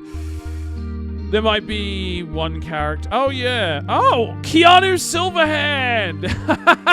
Okay, thank you for letting me know about that. I might have missed that. One of my buddies from rehab. Nice. That's fucking hilarious. I love that. That's a great little Easter egg joke to put in. You can talk. Oh, really? I didn't realize it was interactable. Oi, if it ain't me fucking chumma, Nostromo. Keanu Silverfist, how's the rehab coming? Good, good. I'm 5 days clean, mate. Ain't mugged anyone for food with laser nunchucks or tried to rip the solar panels from the fucking roof. Alien, I ain't even thought about doing ice in 48 hours. I think it's starting to sink in that I don't got a steal to eat no more. Not like in that shithole Utopia. Nice. What do we say? No shadow runs, only clean funds. That's right, that's right. And what's the other mantra? Eh? Eh? Don't fight indigenous neighbors, just fascists and invaders. I gotta remember that one. It goes double for the Empire's ex-Marines like me. My plasma cannon's deactivated just in case. But I ain't pulled a gun on any Venurans in days myself. Flacking K rad, bro. Well done indeed. Keanu was taken into Venuran Sentient Services around the same time as me. We're Utopia. Get better from capitalist dystopia, but Hell yeah. Still can't believe I don't gotta pay for 3 square a day or a roof over me head that ain't made of cardboard. right? Glad to see you're making friends. I like how his design is also very, like, Johnny Mnemonic inspired, which Keanu Reeves starred in as well, so it makes a lot of sense. But, yeah, I love the design for Keanu Silverhand. That was great. Fucking hilarious. Alright, does he say anything else, or does he just repeat the dialogue? Okay, he doesn't say anything else. Love Johnny Mnemonic. Oh yeah, Johnny Mnemonic is great. The short story is also fantastic. I love Burning Chrome in general. It's such a good short story collection. But yeah, Johnny Mnemonic is a lot of fun. I like the movie too. Keanu just wants his cold Mexican beer and room service. Yeah, exactly. Alright, let's head to the car. Oh, I guess I just use the hand to interact with it. Oh, maybe not. How do I get up there?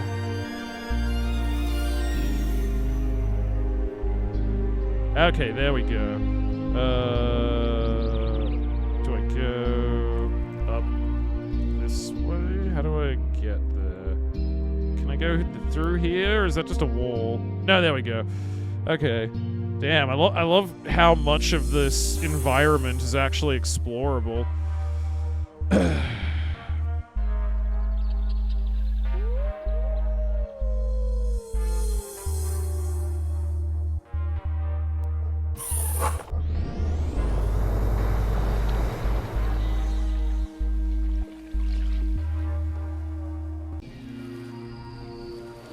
Ooh, I love that design. That looks amazing. We're here, the Venuran capital. Holy trekking stargates! Yeah, holy fucking shit.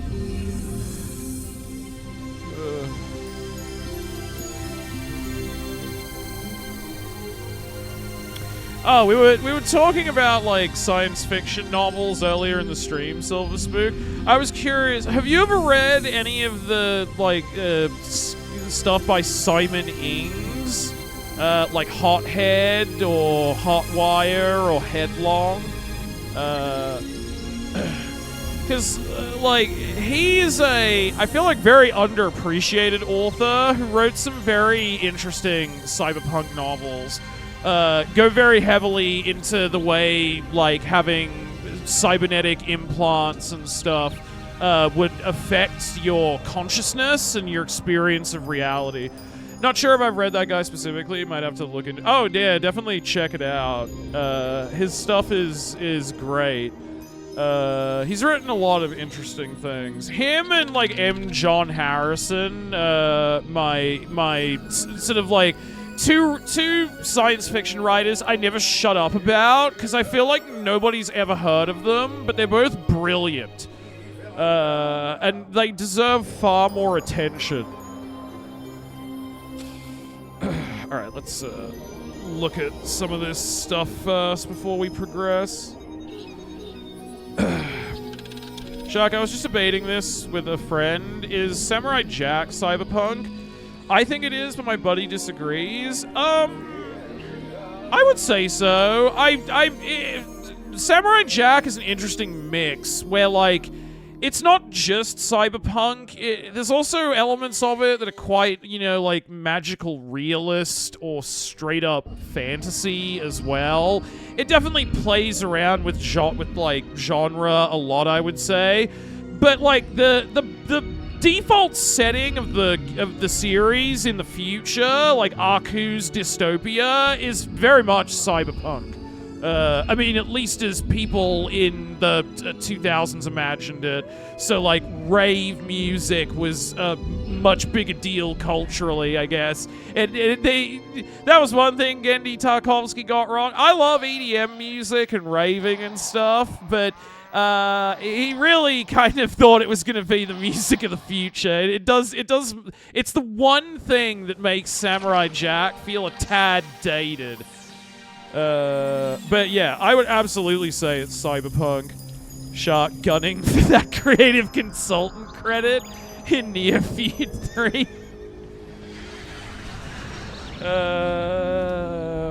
You truly never do shut up about that Mudge. M. John Harrison, and I love that because he's great, and more people need to read him. Light is amazing. Okay? You all have to read Light. It's so good. And nobody's ever heard of it. Which is a crime. But yeah, I would say Samurai Jack is, at least in its, the Samurai Jack's dystopia, Aku's like a nightmare future world is very much a cyberpunk world. Wait, I think I read that one. Really? What did you think of it? If you can remember much about it.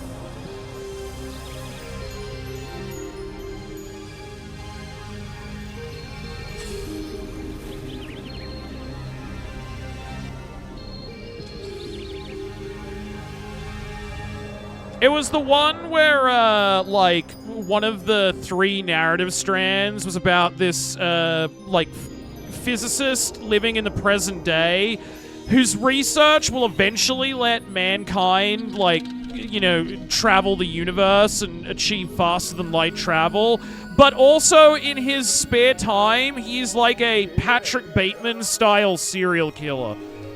Yeah, way back in the noughties, it was kind of noirish, but a lot of sci-fi. Yes, yeah. It has like, it's definitely noir influence, certainly in some of the plot lines, but it has like three plot threads. One, this like serial killer who will one day revolutionize space travel. is being haunted by this ghostly being called the Shranda and losing his mind. And then one is like set in the very distant future, and it follows this teenage girl who got basically like fused with an impossibly deadly alien spaceship. Like, she's literally essentially the same thing as the spaceship now. She's like techno-organically connected to it. And then the other one is about this dude who is kind of like a legendary pilot and space adventurer, Ed Sheehanese. He's become a virtual reality junkie, and he gets drawn into working for this mysterious figure as a futurist, which is this weird, abstractly defined job that doesn't make sense. But all the narrative strands come together in the end in a really satisfying, interesting kind of way. I thought the ending was beautiful. And it had some really well done stuff in it. Like, there's a little romance between Ed Sheehanese and this rickshaw girl named Annie Glyph that was, like, really sweet, and sort of, like, the way it ends is sad, but in a kind of bittersweet, touching way. It was really good. I love that book. It's great. He wrote a couple of sort of indirect sequels to it, Nova Swing and Empty Space. Nova Swing is basically Roadside Picnic / Stalker, but make it like 10 times more neo-noir influenced. I would also say Nova Swing is really good and Empty Space is excellent, but yeah, more people need to read Light. It's fantastic, and I only ever hear it discussed when sci-fi authors get asked what other writers they like, and one of them inevitably brings up M. John Harrison every time. It's 3 a.m. here, I'm gonna go to bed. Good night, Space Goat. Thanks for hanging out, man. I agree, Samurai Jack is cyberpunk when it's not being fantasy. Yeah, exactly. I think that argument that it's not is absurd.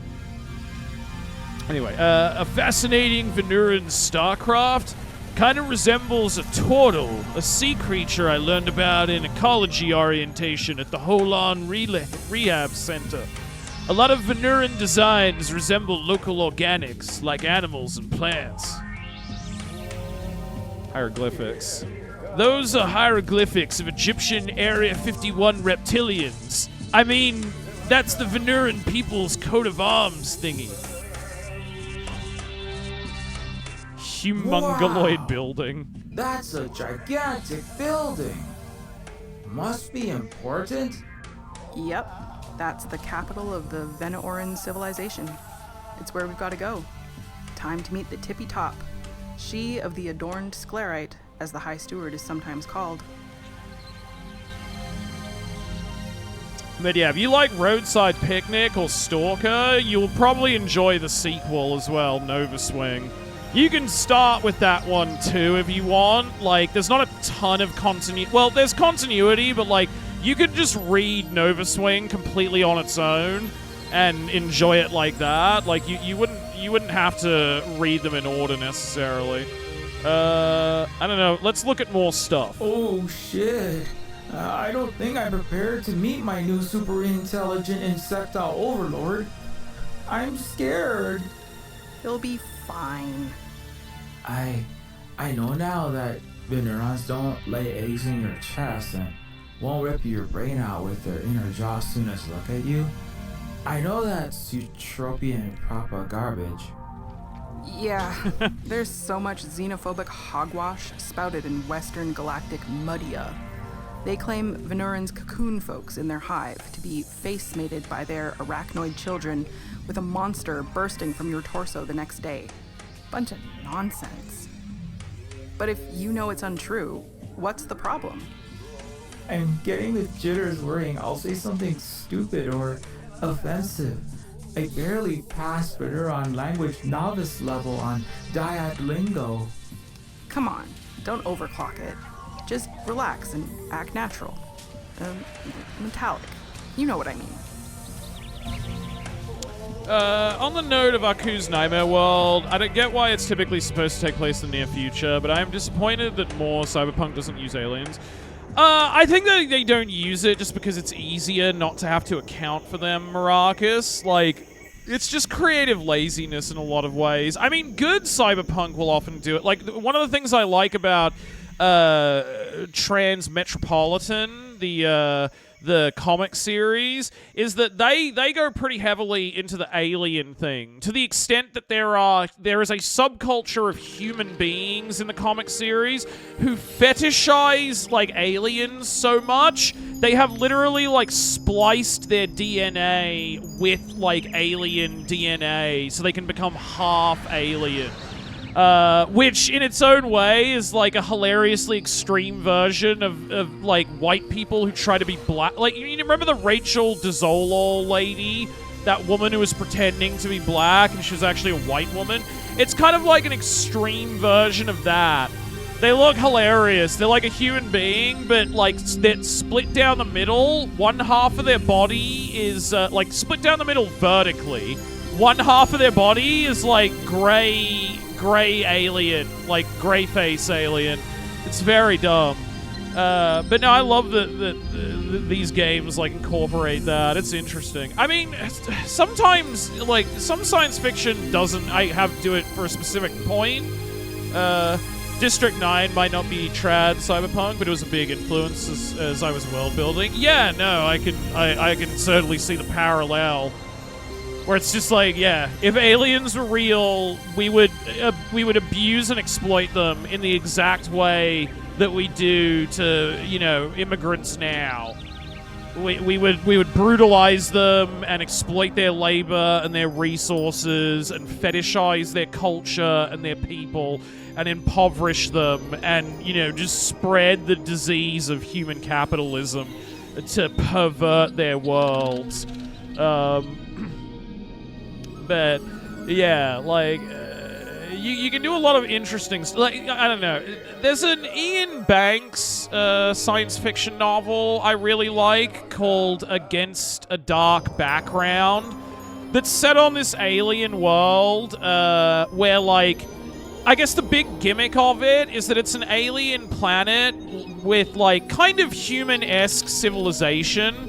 But, like, they're in a galaxy where there are no neighboring planets for, like, hundreds of thousands of miles. Basically, they are alone and isolated in the universe. They're too far away from people from another world to visit or for them to go out exploring.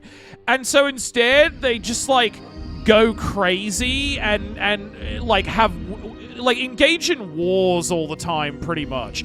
It's, in a way, it's basically like humanity, but turned up to 11. You know, like, one of the famous wars they make reference to in the novel is the 10% war, which, if I don't know, I'm sorry, I think it was the 2% war, and the reason the war was fought was because there was, like, a proposed tax increase of 2%. You know, because they're so alone, the only thing they can do is just endlessly fight with each other, try and exploit one another. There's no hope for connection to anything larger than their own pitiful world. Sorry, I keep getting distracted talking about other science fiction novels, but yeah, just makes me think a lot about it, like when playing something like this. What a conspicuous absence of advertising. Utopia is littered with garish Coca-Cola adverts, mushroom cloud holograms selling Call of Colonialism games, and other glaring marketing scalding the eyes. But as far as the eye cam can see, there's only beautification, heritage, and pure artwork of these savage Azoid hyper-advanced indigit communists. I've been recuperating for kilocycles, but this is so trippy. It still short-circuits my side brain. Shark Neofeud 2 is quickly becoming my favorite Shark streams. I'm glad you're enjoying it, Botched. I love like playing Neofeud. It's great. The animated film Cow has a series called Shadowstone Park. Highly recommend. A really unique take on the benevolent alien species. And it dooms not just them, but the entire planet. I don't want to spoil, but it's harrowing, heartbreaking, and beautifully... Okay, I'll check that out. That sounds interesting. I'm always into looking at things like that.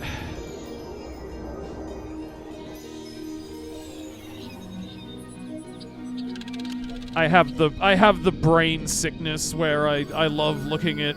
I love media that deals with different ways the world will end. I find it fascinating. You know?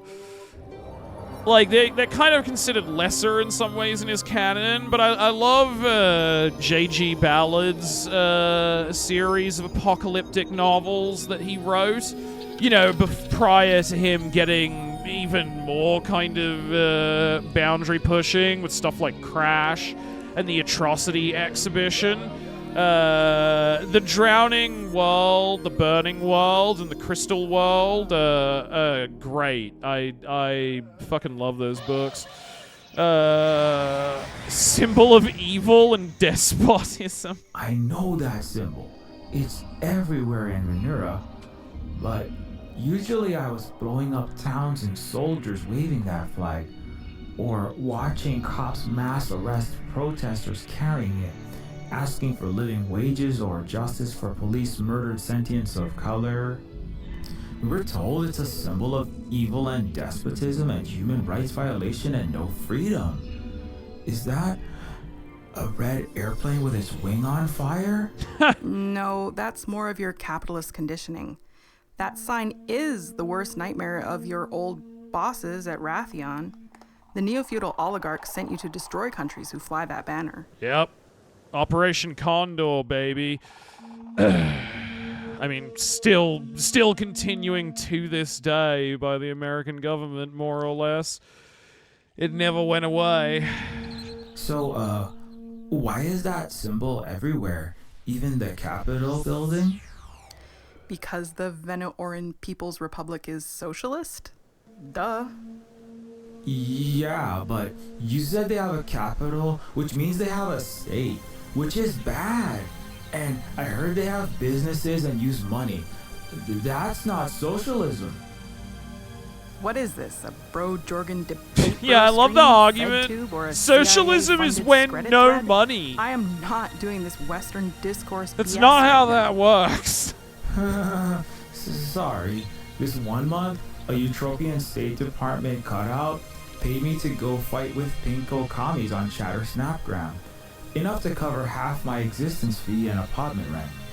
Old reply guy habits die hard, like you said. I like how that literally is a thing now. With, like, Elon, you know, like the fucking Elon reply guys, Cat Turd and the like, who make a living by just amplifying conservative misinformation and ball-gargling Elon Musk. And the fucking Twitter algorithm rewards them with thousands of dollars. I mean, that basically is a thing now. Although most of the idiots doing it are either bots or just, like, other working-class people who are so brain-broken that they're promoting their corporate overlords for the love of the game. Oh, we should look at the faster-than-light spaceship. Oh, I need to wait for it to appear again. Ooh. That starcraft is moving impossibly fast. The most advanced Eutropian vessels can't come close to acceleration like that, even with their best caconium reactors. On top of the fact that G-force would crumple the cargo and crew into pancakes. Is this some of that extra-dimensional, indigenous techno-wizardry?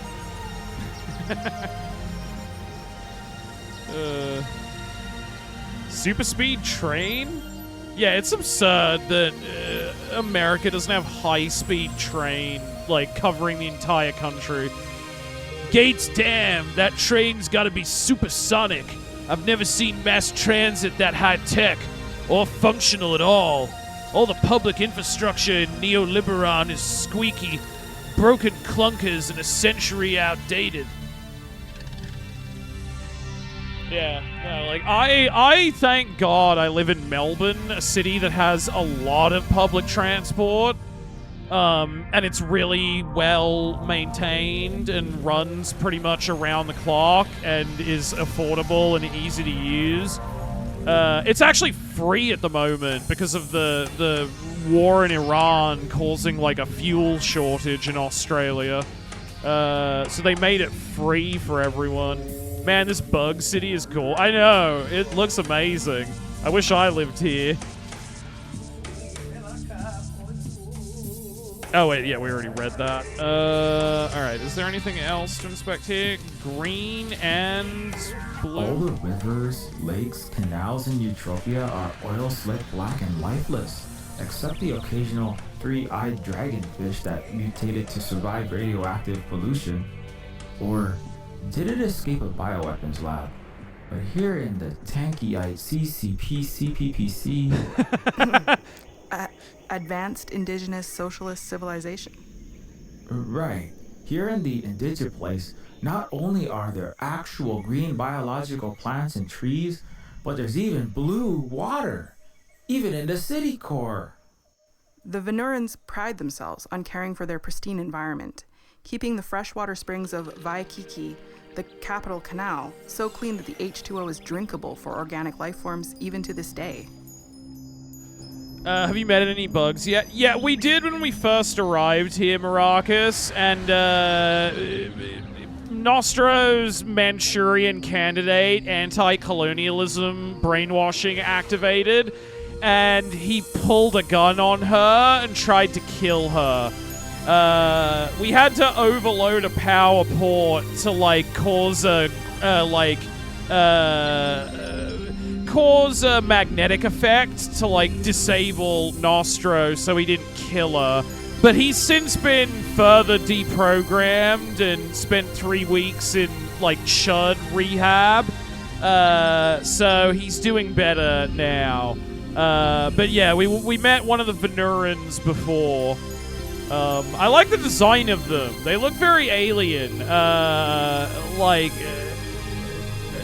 Almost kind of xenomorph inspired in a way, at least with their heads. Although the shape is very different. But that's kind of what it reminded me of. But I think that's meant to be kind of the point, parallel how, like, America often points at, people in the developed world, the developing world, or like China, and goes, look, they look different than you, white people. That means they're scary. You should be afraid of them. They hate your freedom and our way of life. And it's like, no, they're actually, like, just because they look different than you doesn't mean you have to be afraid of them. It's like, very childish, primitive response.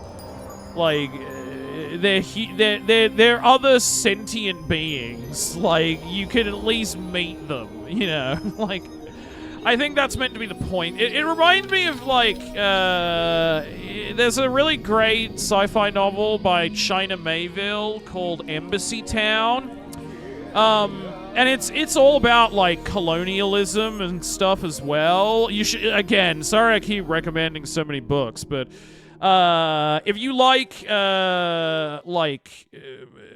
sci-fi, if you like apocalyptic fiction, if you like, fiction that engages in anti-colonial critique, that deals with language, kind of in a similar way to Snow Crash does, with the idea of, like, language virus. If any of that sounds interesting, read Embassy Town. It is a fascinating exploration of the nature of, like, language and consciousness, and also just, like, a really good science fiction novel as well. It's great. But in that novel, like, the alien species, the way they are described physically, like, it was like China Mayville was trying to create the most inhuman, kind of, like, hard to satirize, like, I can't even fully remember it, but they're described as kind of, like, they have like almost horse bodies with little like wing arms and just kind of like giant lamprey eel they have two mouths. They look completely inhuman and alien. And then by the end of the novel, you come to fully empathize, and like they think in a way that's completely alien to the way we do, because they have this interesting thing where like their language can only be spoken by two mouths at the same time, and also like their language is literally their thought. Like without being able to speak, they can't think. Which produces some really interesting effects on their culture and so, like, for instance, if they want to make a new metaphor or simile, if they want to add that to their language, they literally need that to actually physically happen in real life so that it can become a phrase or like word. The main character of the novel is one of these living human metaphors. I forget what it is exactly. She's like the girl who swam up a backward stream or something, which is like a metaphor in their language, but they needed her to, as a child, quite literally do that so that they could have that like be a concept to them. And lying makes them drunk. They're literally unable to lie because of the way their consciousness kind of works. I remember you talking about this one. Yeah, I recommended it to Tuvox, and he read it, and he said it changed his life. He still thinks about the ending. The ending of it is beautiful. It's a real, miracle worker, like, by George, she's got it, kind of thing. It's great. But yeah, very, very interesting. Definitely read it. China Mayville, in general, is awesome. I love his stuff. Xenophobia seems to be on the decline as China continues to prosper. Yeah, I mean, decades of, American State Department propaganda is being undone by China literally not doing anything. They're just standing there, being far more high-tech and prosperous than America is, and America is, losing faith in its own democratic project. There's a YouTube series called Alien Biospheres that develops an alien species that hear speech and audio in a frequency inaudible to human. That sounds interesting. I'd be interested in watching that at some point. But yeah, definitely if that sounds interesting at all, check out Embassy Town. It's great.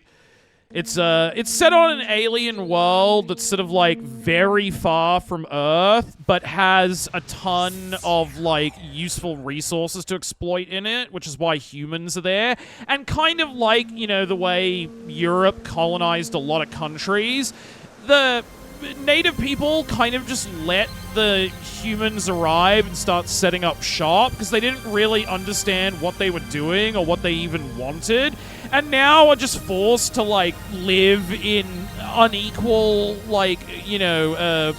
unequal opposition with, because humans are just sorry, your society's too exploitable, we have to take your resources, sorry, we live here permanently now, you have to adapt to us. Fuck you.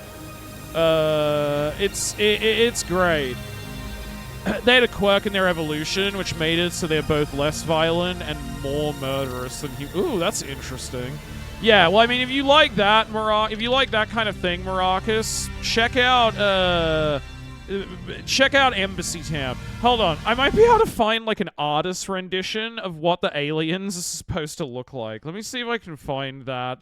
Surely some artist would have drawn that at some point. Okay, yeah, there we go. Okay, here's someone else's interpretation of it. Some other ones, yeah. So these artists' interpretation, I guess, varies. But in Embassy Town, the aliens, more or less, look like this.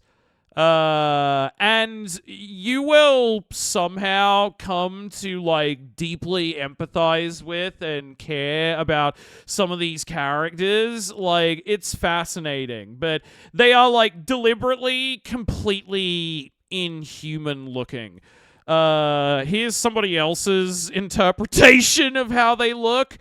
And here's somebody else's drawing of how they imagine they look. But yeah, like somehow, like China Mayville is able to make you care profoundly about these things, which in most other science fiction would be like enemy monsters. Like this looks like a video game enemy, you know, like from a sci-fi shooter or something like Mass Effect. But they're like human and relatable, and you come to deeply empathize with this weird sea anemone horse hybrid monster thing. It's great, but yeah, they're called the Araki. That's it. Or Arake. Yeah, definitely read Embassy Town. It's awesome. Okay, I think that's everything we can investigate here. Let's be real.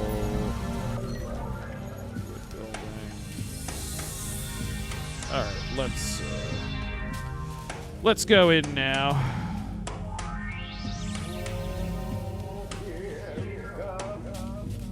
Wow!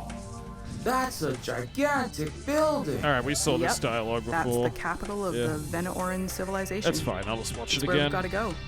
Time to meet the tippy top. She of the adorned sclerite, as the High Steward is sometimes called. Okay. Basically, the explanation was humans evolved from apes with no claws and a fluid hierarchy, so constant non-lethal fighting and jostling is our nature.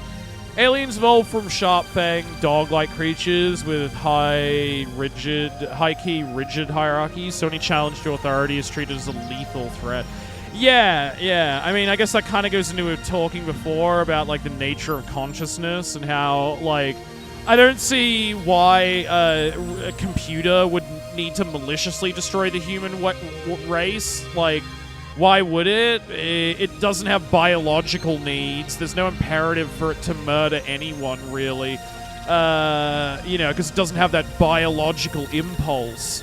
We're much more vulnerable to dumb AI than we are to smart AI.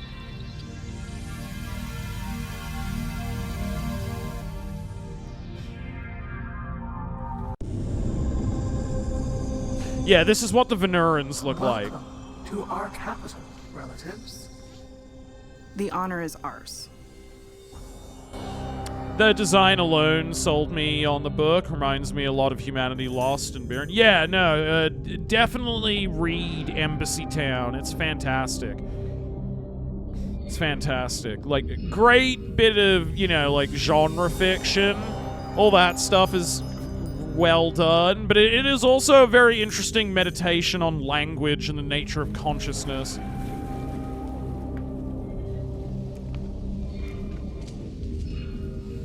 Alright.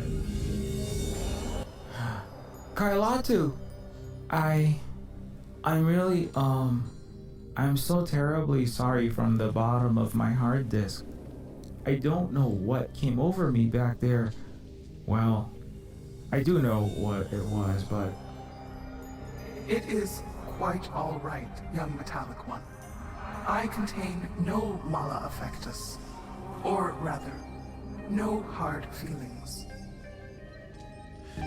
Yeah, see, the design is like kind of alien-esque almost, but like xenomorph-esque, I mean. But the shape of the head is very different. It's hard to tell from the side angle fully, but it almost reminds me of like a stingray head. You know what I mean? But yeah, the Venurans kind of look like xenomorphs, which is a fun way of playing, because, like, you know, we normally associate that with deadly lethalness. So it's a funny way of doing that is like flipping that on its head and having them be the like woke, the woke communist paradise.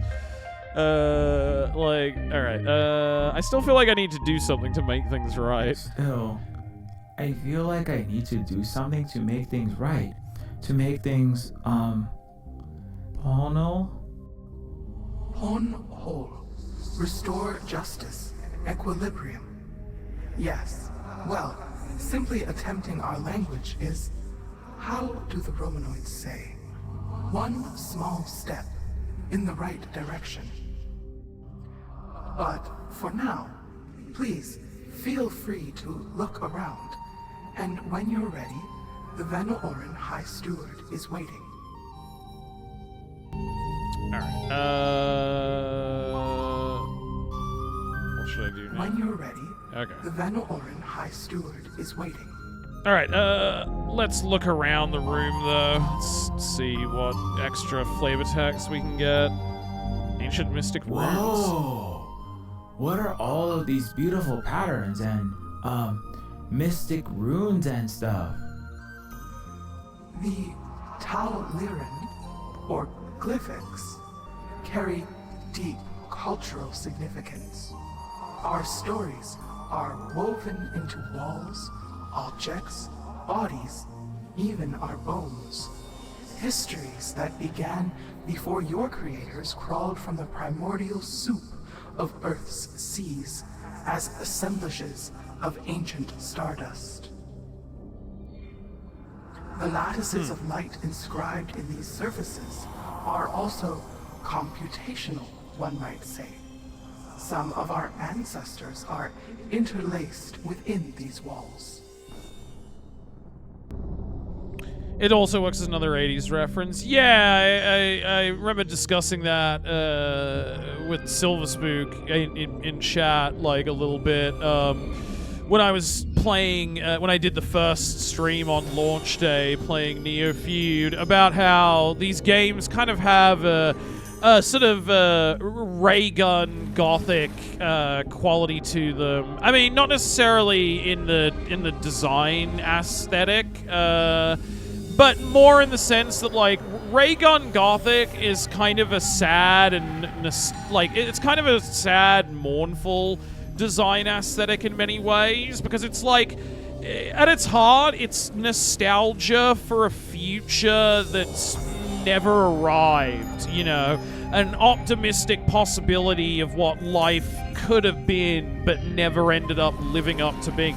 That's why, it was a really good idea as far as visual storytelling goes to have Nostromo's car that he drives at the start of a game be a rusted out DeLorean.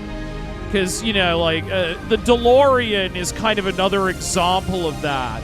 It was supposed to be the future of cars, It was a cutting-edge cyberpunk car for the hip, modern 1980s, baby. And then look what happened. It was a future that never arrived.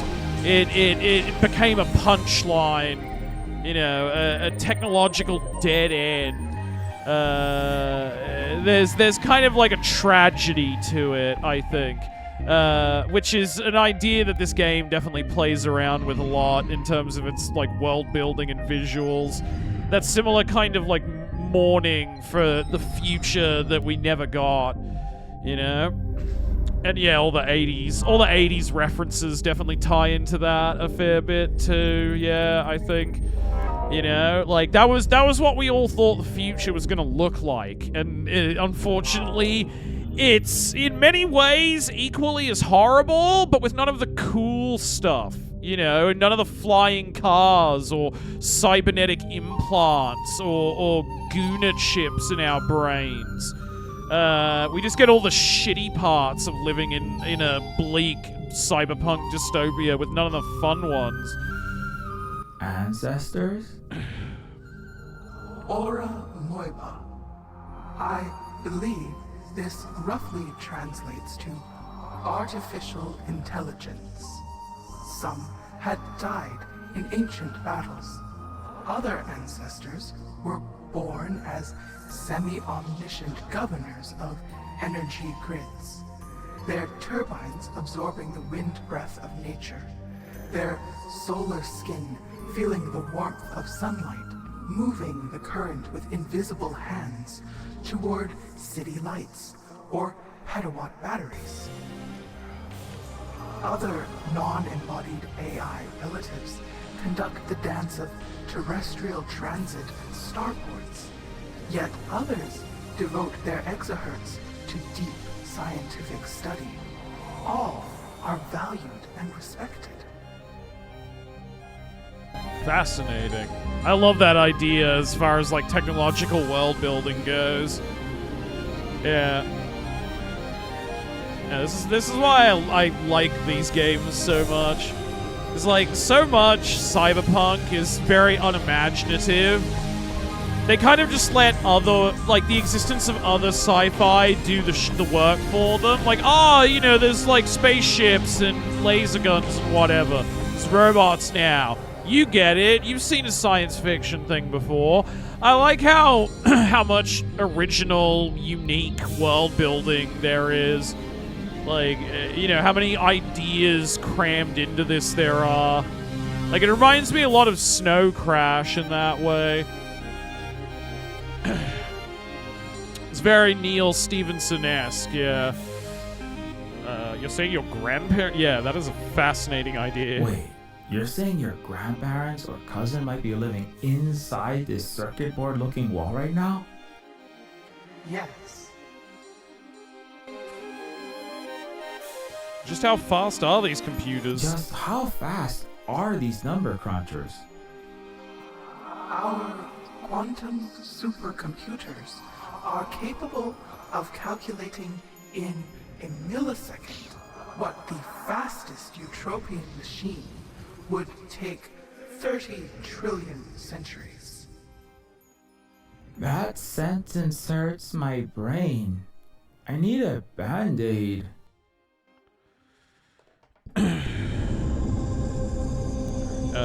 Okay, yeah, we've asked about all that. Alright, what other stuff can we look at?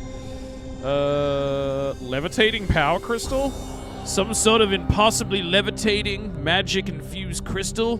Very expensive sacred rock candy? Hellion if I know. What is that crystal thingy? Wait, isn't that one of them super duper powerful gems? Vegemite crystal? Vegemite mentioned! Crystal.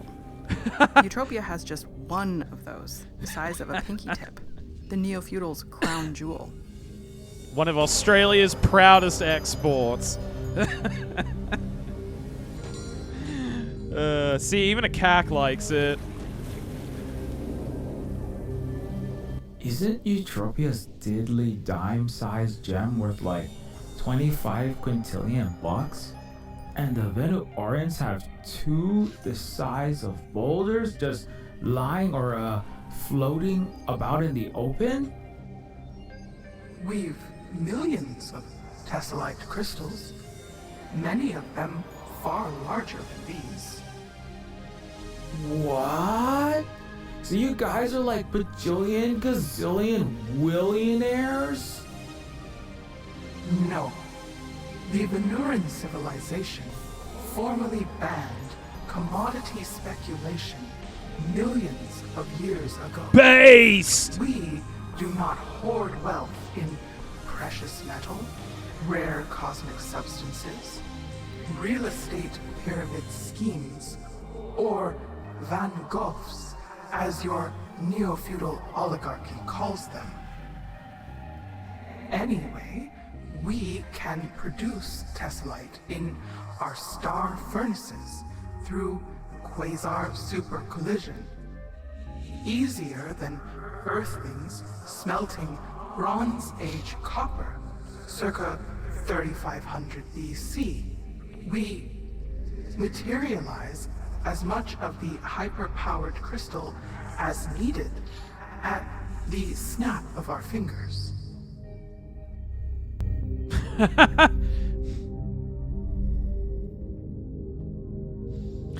I really like the idea of there being this competing civilization in the game. It reminds me a lot of the words of the famous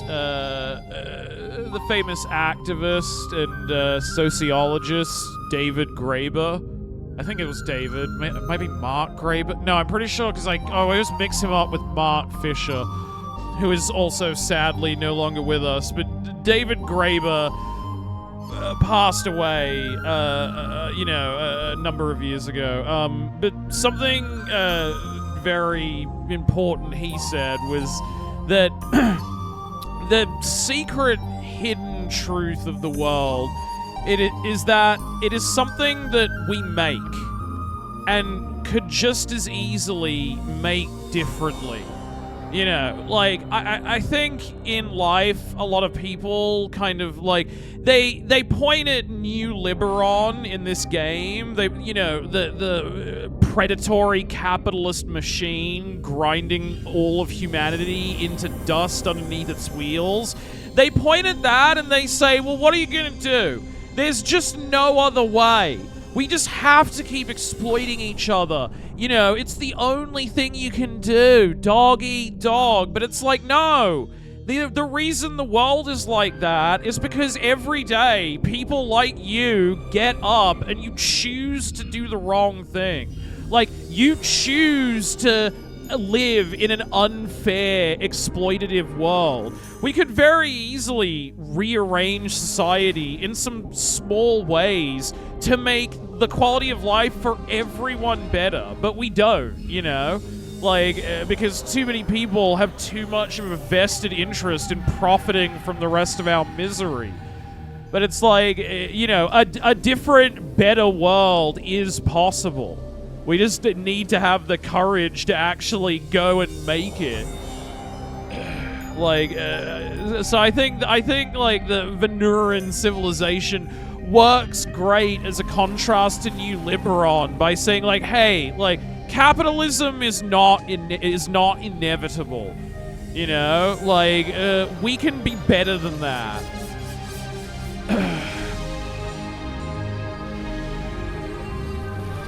Hyper-powered crystal?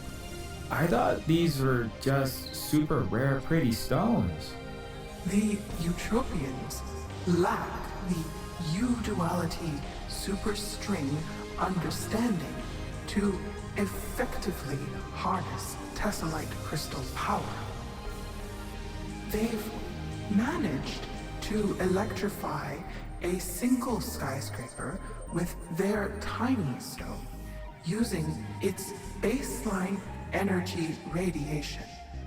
But this barely scratches the surface, utilizing a minuscule fraction of tessellite's potential. Like using nuclear liquid to turn a water wheel rather than splitting atoms. A half-inch diameter tessellite crystal could power this entire planet for a millennia. Holy dried oil secretions. So, like, what do you have these two ginormous power cores here for? These tessellite jewels are merely decorative, but we also use the substance in the construction of stargates. Interesting. Okay, so there's stargates. So, like, different dimensions? Huh. Alright, what else can we look at? Yeah, what is that thing? What is that? It looks like an evil eye, worshipped by satanic, cannibalistic savages from Kongori jungle.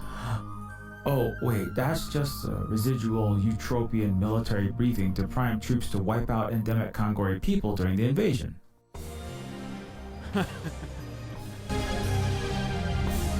What is that?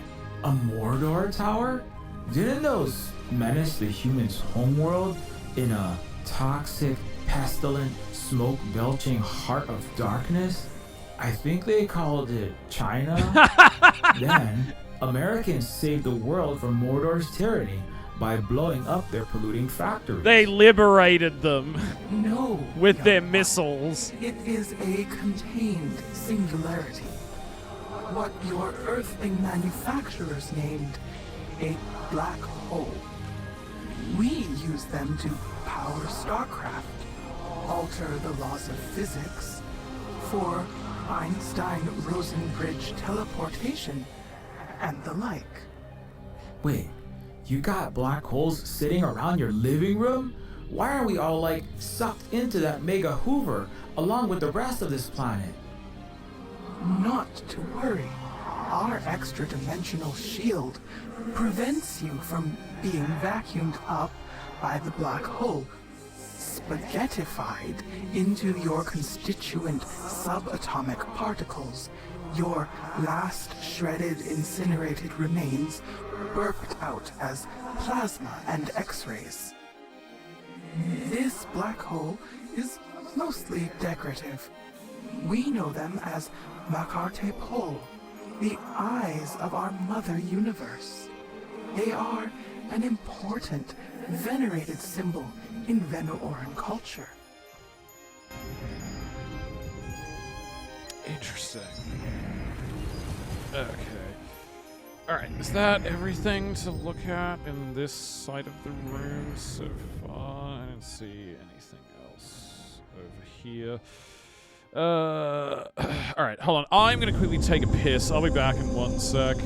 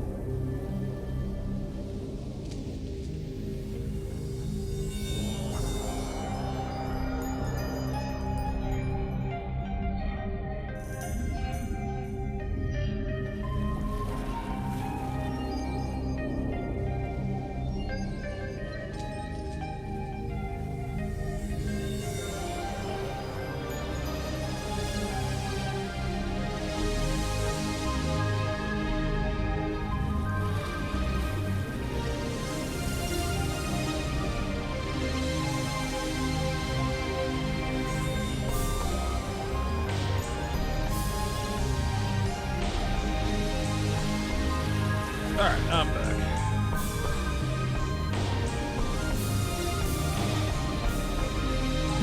Okay, let's continue over here then.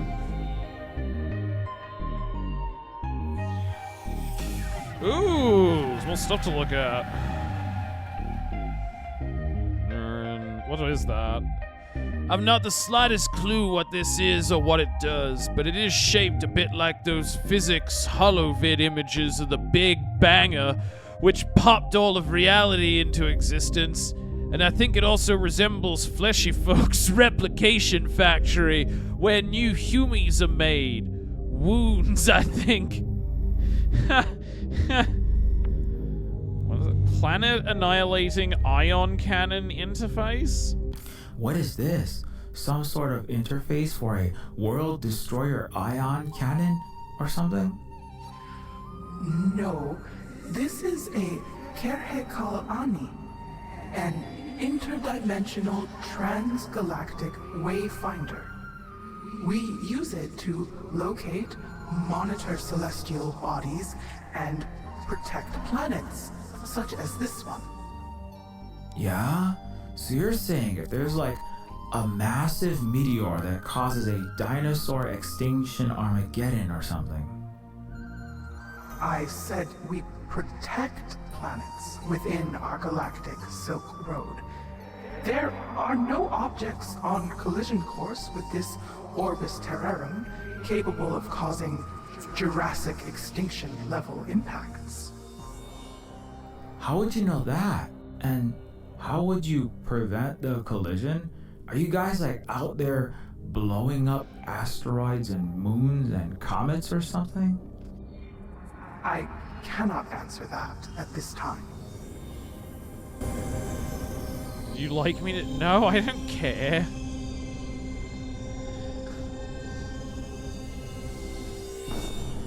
Do whatever. I don't give a fuck. Nothing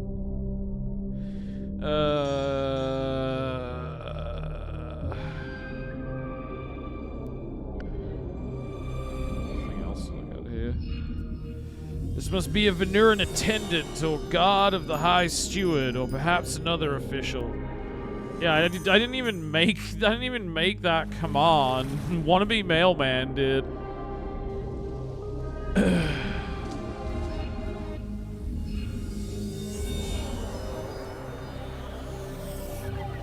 The High Steward of the Venuran civilization. Alright, I guess that's everything to look at, because those seem to be the... Oh, wait, there's something over there? Hold on, can I walk further this way?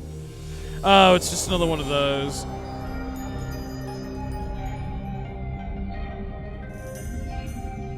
Alright, time to talk to her. Ni hao. Now orange. I mean...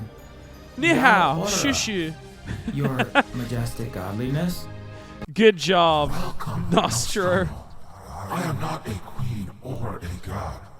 Madam High Steward will do. Yes. Absolute toot-a-doodly, Madam High Steward. Dude, what the hell are you even saying? Get it together. We hope you've enjoyed your stay thus far. Totally awesome. Thank you so much again for the free mecha care and the free housing, free energy, free everything, really. I'm doing so well. You know, I don't even feel like assassinating you. That's good news, right? Means I'm not a munchie candidate, sleeper agent or whatever, right? Indeed. Sorry, I'll stop talking now. Nostromo 13917. High-tech design Eutropian Lieutenant. Special Forces Unit. Medal of Honor, 3 Purple Hearts. Kongori Uprising, Cinderia Invasion, Ugoria Coup. This honorably discharged for insubordination, labeled defective. Scheduled for deactivation by Omnicore for body mortgage delinquency. That sounds about right, Madam President. This is who our unhealed children see you as.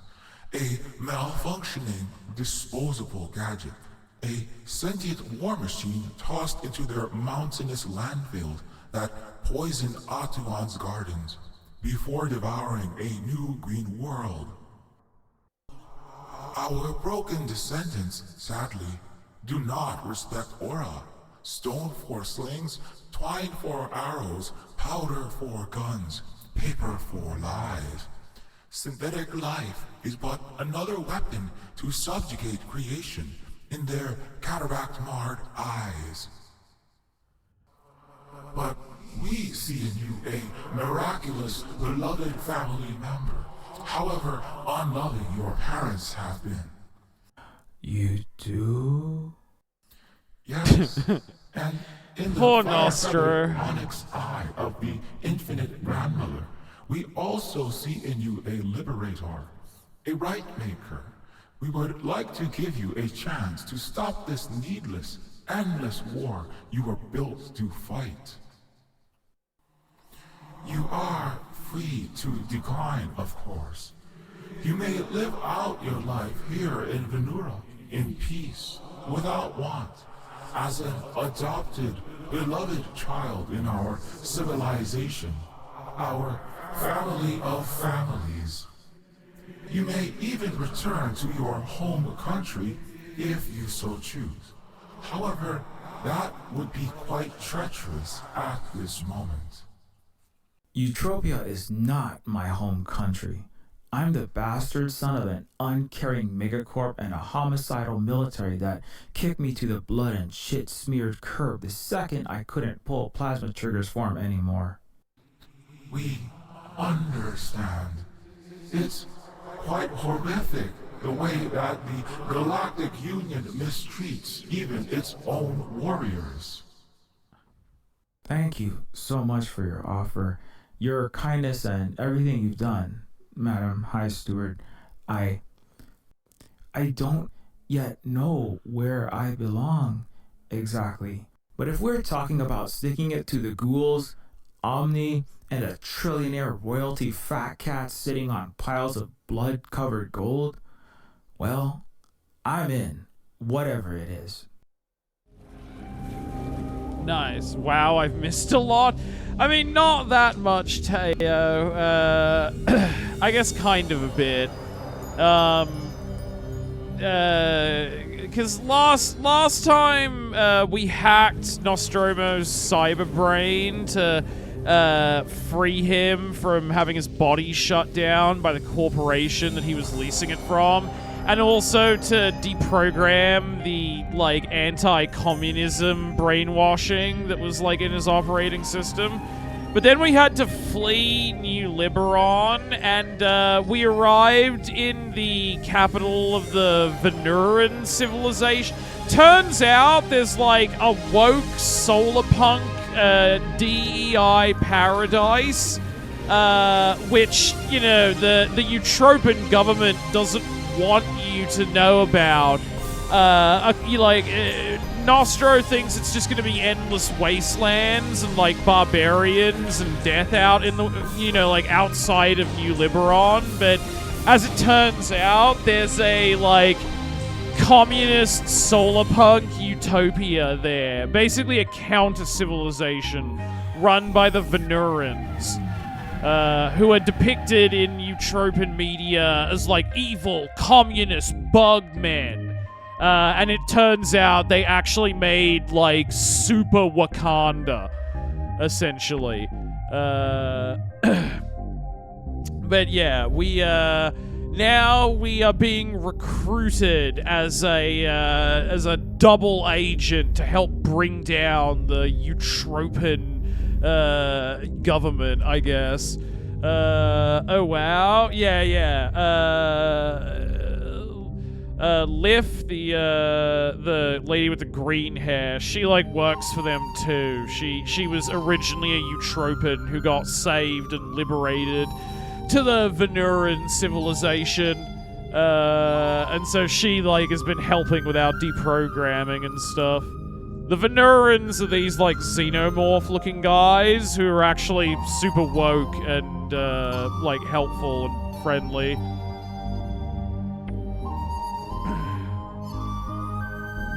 I mean, Wakanda's obviously a joking, reductive way of putting it, but you get what I mean. I'm you know, like, indigenous, super techno-civilization, basically. Yeah, no, it's like, I didn't want to be flippant, but that's sort of just, like, the easiest cultural shorthand of describing it. It's like super woke Kanda. Alright, you're called Venusians, right? They call you Venusians in Eutropia? We know of this term, Venusian. However, it was a mishearing and misunderstanding of we, the indigenous peoples of this planet, by the Earthling arrivals. We are the Venuora, the people who warp space-time, who weave reality. Wait, you're saying you guys have warp drives? We have faster-than-light technology that far exceeds what is imagined in your progenitor race's best cosmology. which we have studied thoroughly. We cross galaxies in seconds, sail to other star oceans for holiday. We wield suns like great hydrogen pods and travel through time as easy as remembering your 1000th birthday party. Sun tossing? Time travel? That's science fiction. We would like the Utopian colonizers to continue to believe so, along with their just-so bedtime story that they are more advanced than us, according to their simplistic, Eurocentric conceptions of progress. Yeah, I think there's definitely also a fair amount of like China in the Venusian civilization too, in that like the American like State Department and media depicts China, or at least used to always depict China as like a cold, miserable dictatorship full of bug men who eat bugs and live in their bug pods. But actually, like, the quality of life in China is honestly probably far better than it is in America, and has been for quite a while now, and Americans are just starting to wake up to it. There's definitely a fair bit of that as well, I think, in the depiction of the Venusians. I mean, they literally make a joke with Nostra referring to them as, like, the CC, PCP, CPCC, PCCD, or whatever. China I know it has its own slew of issues, Teo, but, like, the way it was depicted by the American, not just, like, movies, but also, like, the media in general for a long time, was that it was this oppressive nightmare world where everybody lives in a grey box and you're not allowed to do anything because of communism. When in reality, they were like a rapidly industrializing nation that was increasing its standard of life quite significantly. But you wouldn't know that, at least until the last couple of years, when finally, like, enough stuff from the Chinese internet broke containment and blew up on Western social media, with people going, holy shit, life in China actually looks pretty nice. You know, not that it doesn't have its own issues, as does every, you know, country, of course. But, like, definitely a lot of people have a skewed view of it, I think, because of Western media. Why don't you just show them your super advanced time twisting and solar death ray tech and prove that you're better and more evolved than the Utro-humans? What do you think the Galactic Union would do if they knew of such powerful technology? They'd probably try to steal it from you, or go to war with you to take it and use it to destroy and colonize every galaxy in the universe. Yep. Exactly. Billions, trillions could suffer and die in cataclysmic conflict. In particular, the Utopian commoner, whom their unjust rulers send out as cannon fodder. We, the Venu Ora, may prove victorious, but at what cost? We have studied their ancient civilizations at length. The Utopian barbarians' ancestors stole black powder, paper from the indigenous people of Yajou in the dawning epochs of the young, violent race. They turned the East's fireworks into Western cannons, scholarly writing into indoctrination.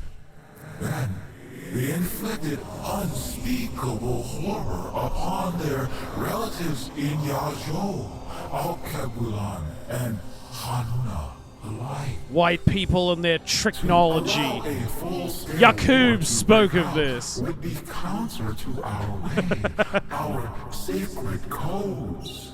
And we follow through on this by doing all that we can to prevent unnecessary war. The Utopians, however, constantly manufacture consent for mindless violence. True. The Western Galaxy and their military-industrial complex do everything they can to con people into more blood/oil shed. Precisely. This is why we do not reveal our true abilities to the Utopians. Given current trajectories in this continuum, the galactic West will likely unravel itself, crashing due to Albion, Yep. collapsing from rot. Happening right now, baby. Conflict with us, their elders, would accelerate the disintegration, but could needlessly harm many relatives. See, that's why China's just sitting back and watching. China does nothing, wins every time. You know? Earlier, I swear I saw a flying saucer. One of those Area 51 Roswell mystery crafts. Yes, it zipped out into space in the blink of an eye. Acceleration like that would liquefy a meat brain and crush the skull into bony gravel inside the astronaut's helmet. No, it is no flying saucer or airborne teapot, ballistic bowl, or other aerial dish as described in Utopian tabloids. The unhealed one's writing is still more lie than half-truth, like the London Times or Acta Diurna.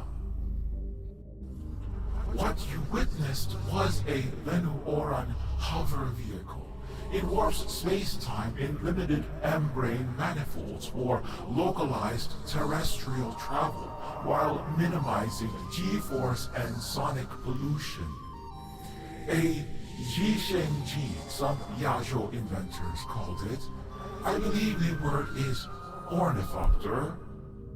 Ornithopter? Do you mean helicopter? Wait, so all of the flying saucers, that was you? Wait, so all of the flying saucers, the Roswell aliens, the anal probing abductions, those were you guys? Sometimes, other UFO sightings are simply cover for Utopian military activity. The anal probe stories are all bogus, however, a result of suppressed queerness in a violence-based homophobic society and projection of Westian male rape culture onto more powerful invaders, expressing itself as Fortean sexual violation by little green men.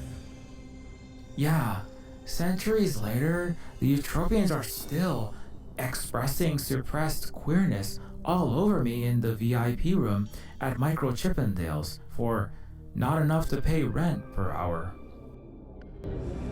Hey, Defmole, what's this game? Hey, I don't even know what you mean by that, Defmole. This is Neofeud 2, sequel to Neofeud, which is one of my favorite point-and-click adventure games ever.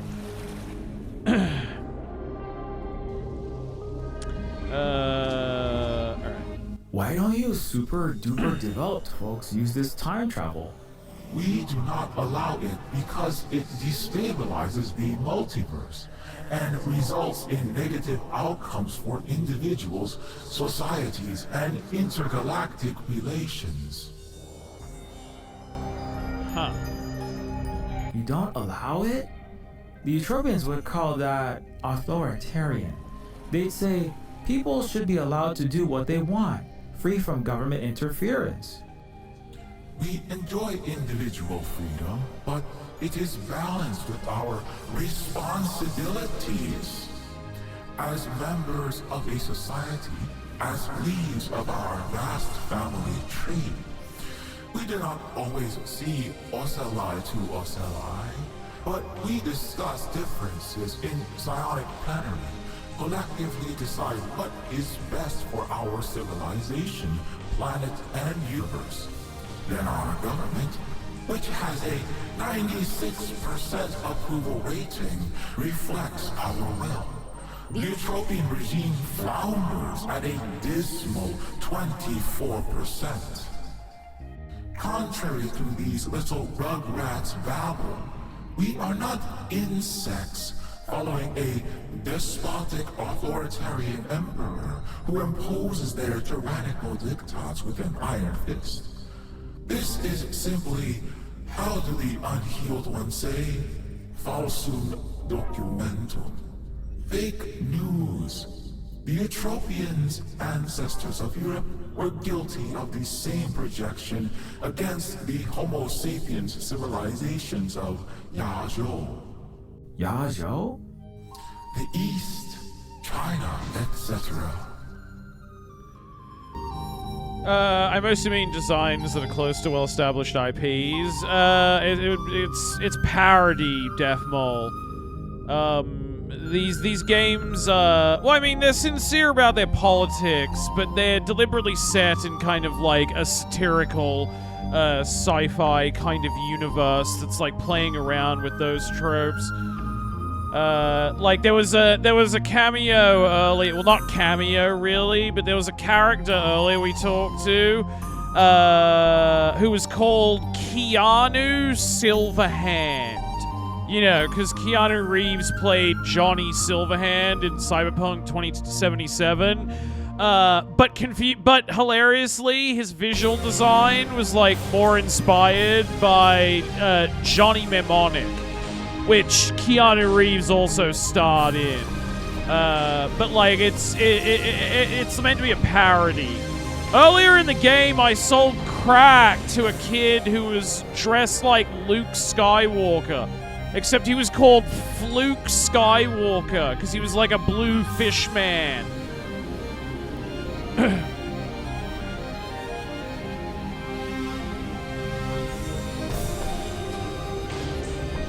With that title, I honestly expected I have no mouth and I must scream. Gotcha, I have no idea, I've never played this one. Yeah, it's, it has a criminally small audience, Deathmole. Part of that is that it wasn't made by like a studio, it was made by a solo developer named Silverspook, who did all the art, the music, wrote the entire story, programmed it themselves, and also voice acts a lot of the characters. But yeah, it's great. The story is really funny, but also politically passionate, and has really interesting cyberpunk world building. And it's like a real example of passionate like art, because it's all by, you know, like one person. It's their pure, creative, unfiltered vision. But it's fucking hilarious. A lot of the characters in it are like inspired by or named after real life people. Like the one of the main characters in the first game was Sybil Clinton Bush, Deathmole, heir to the Clinton Bush political like dynasty, and she's a neo-feudal princess. A lot of the characters are inspired by real life people.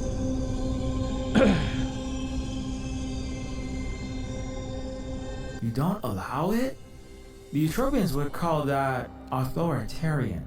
They'd say people should be allowed to do what they want, free from government interference. Sounds lovely. You should play it. Play the first one, and then if you like it, play this one. With our responsibilities as members of a society, as leaves of our vast family tree. We do not always see ocelli to ocelli, but we discuss differences in psionic plenary, collectively decide what is best for our civilization, planet, and universe. Then our government, which has a 96% approval rating, reflects our will. The utopian regime flounders at a dismal 24%.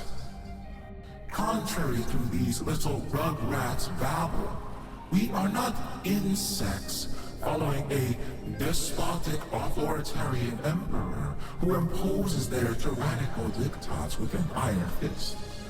This is simply, how do the unhealed ones say, falsum documentum. Fake news. The Utopians, ancestors of Europe, were guilty of the same projection against the Homo sapiens civilizations of Yazhou, Yazhou? the East, China, etc. China is to communism what the United States is to democracy. Russia has very high approval ratings. I take that with a grain of salt. I mean, yeah, Teo, but like also, you know, although China is in many ways as capitalist as the US is now, at the very least, like, its government is more invested in like building public infrastructure and doing things that improve the quality of life for its citizens than America is. You know, like, Chinese people get free healthcare, basically. Like, a very heavily government-subsidized healthcare. Do you have that in America? You know, like, the Chinese government has, you know, plenty of problems, just like the American government. But at the very least, over the last, like, half a century or more, they have overseen an incredibly rapid increase in the quality of life for their citizens. Like, they at very least deserve acknowledgement for that. They're doing a fucking better job than America is. But yeah, I'm aware that in many ways their society is impressive and exploitative, but also so is American society.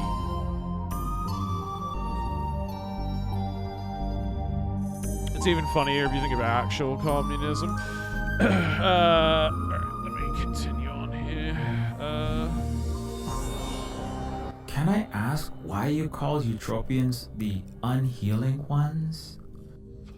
We refer to these lost children as Halore, unhealing ones, because they have never healed from the trauma of the Achillean legions, the mass violence of the Roman Empire, instead choosing to re-traumatize themselves and others in endless strife, oppression, feudalism, capitalism, colonialism, racism, and conquest.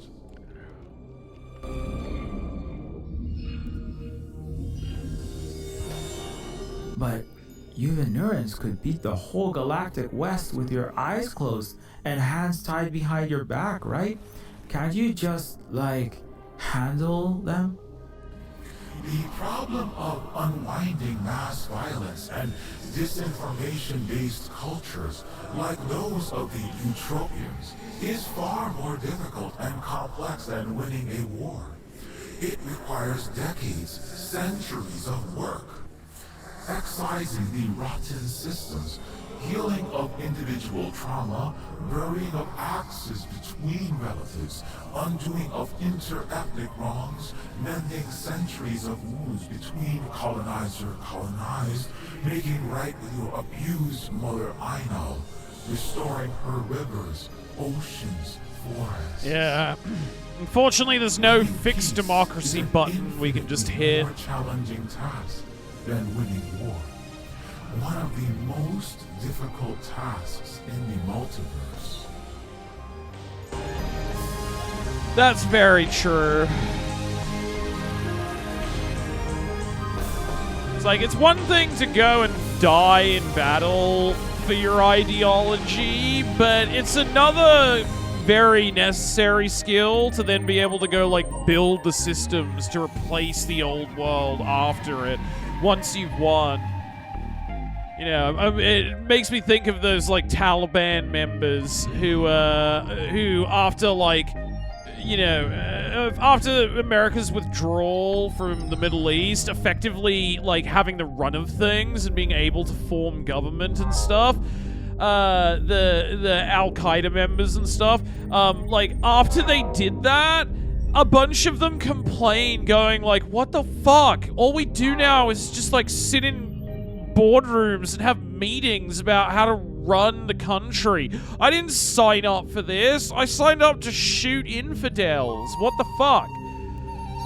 A fix corruption button would be enough for me. Well, I mean, on that count, like, China certainly has its, you know, political corruption, as does America. I guess the one fun thing about China is that, like, every now and then when some corrupt executive or government official really fucks up and say, like, I don't know, they approve the selling of a bunch of baby formula that has, like, a shit ton of lead in it, and then it causes a bunch of babies to get poisoned and die, the Chinese government will like literally publicly execute the fucking dude who did that. At least that's one fun thing. Well, not publicly, I don't think, but the Chinese government will execute them.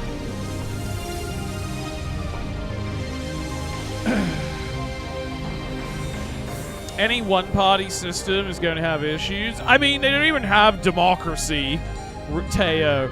Like, literally, the Chinese government's perspective on it is that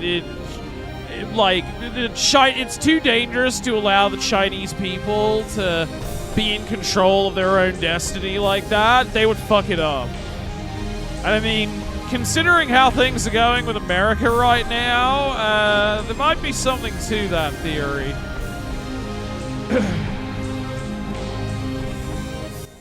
There is no quick fix, as you say, to this problem. Warp drives, Dyson spheres, the mastery of space-time and the universe itself.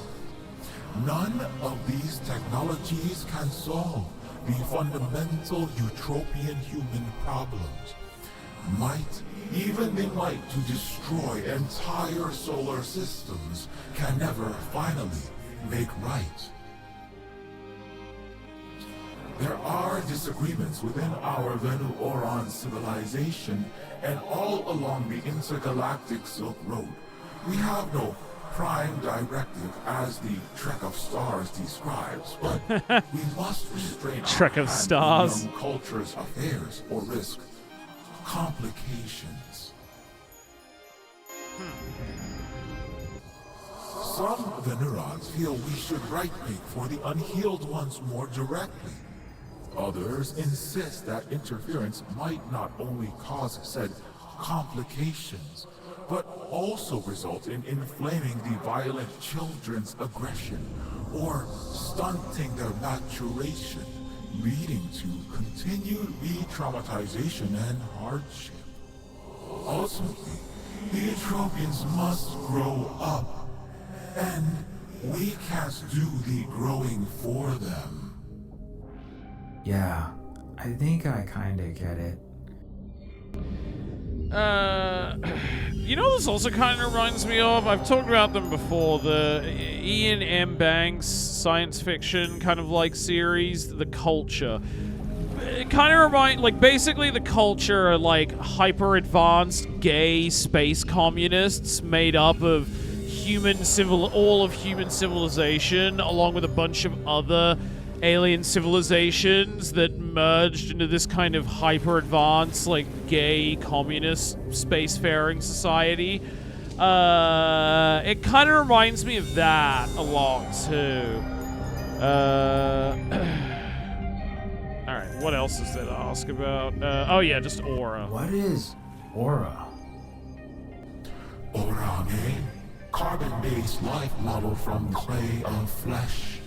Ora Epakal, life of braided cable strung across steel and silicon like yourself.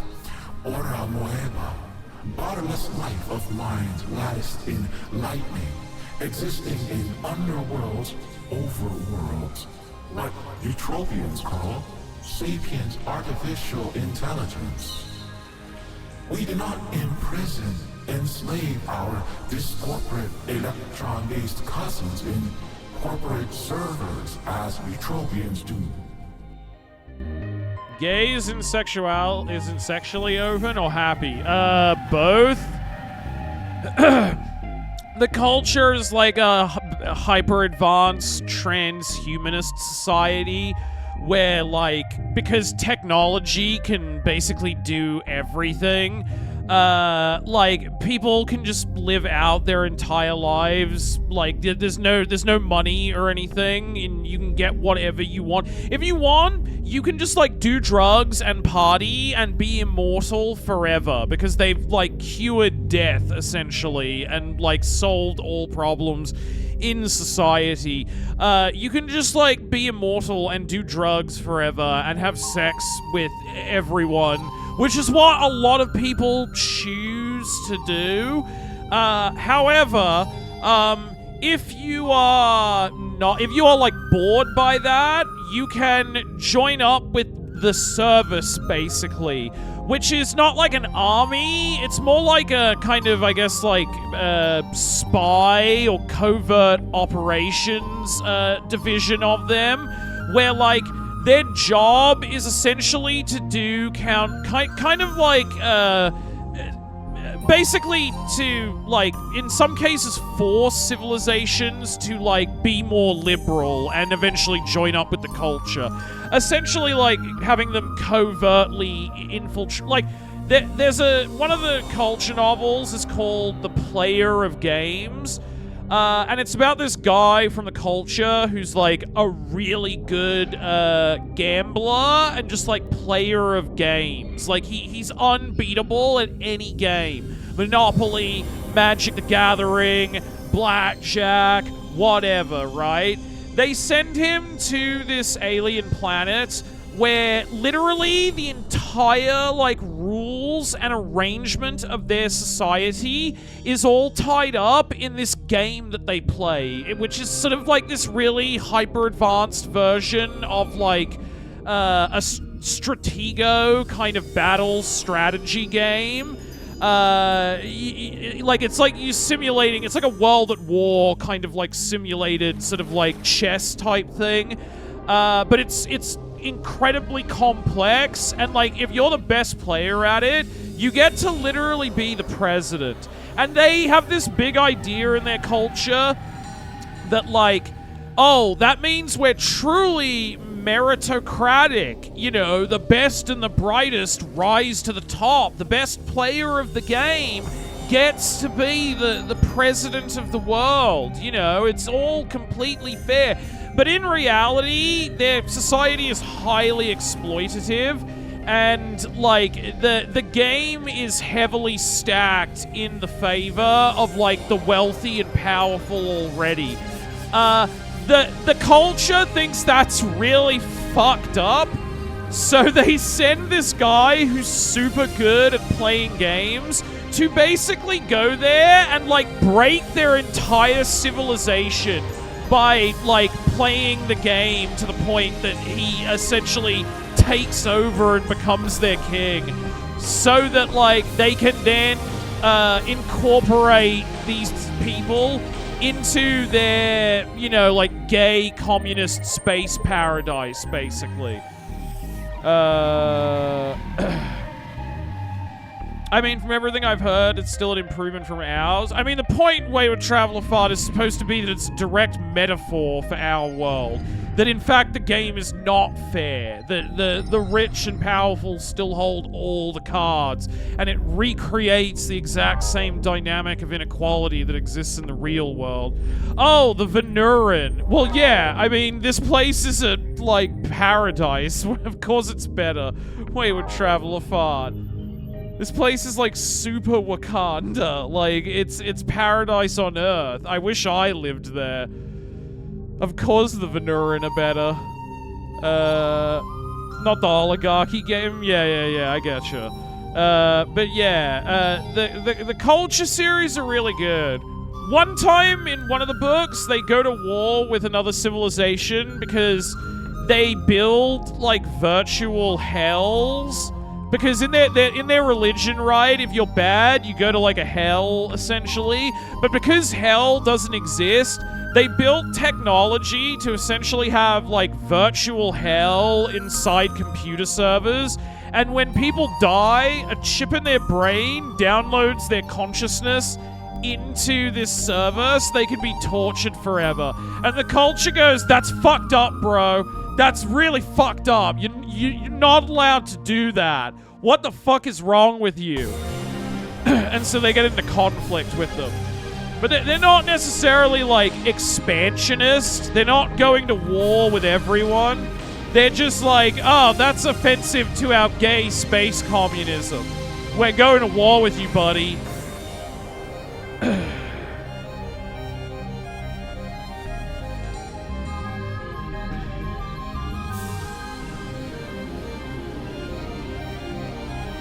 What is Venuran morality like? The Utros say that you have no god, moral compass, or golden rule. The Imperial humans speak of this golden rule of loving thy neighbor in their Christian churches. Yet they let their fellow Earthlings wither, shelterless, starving on their sidewalks. True.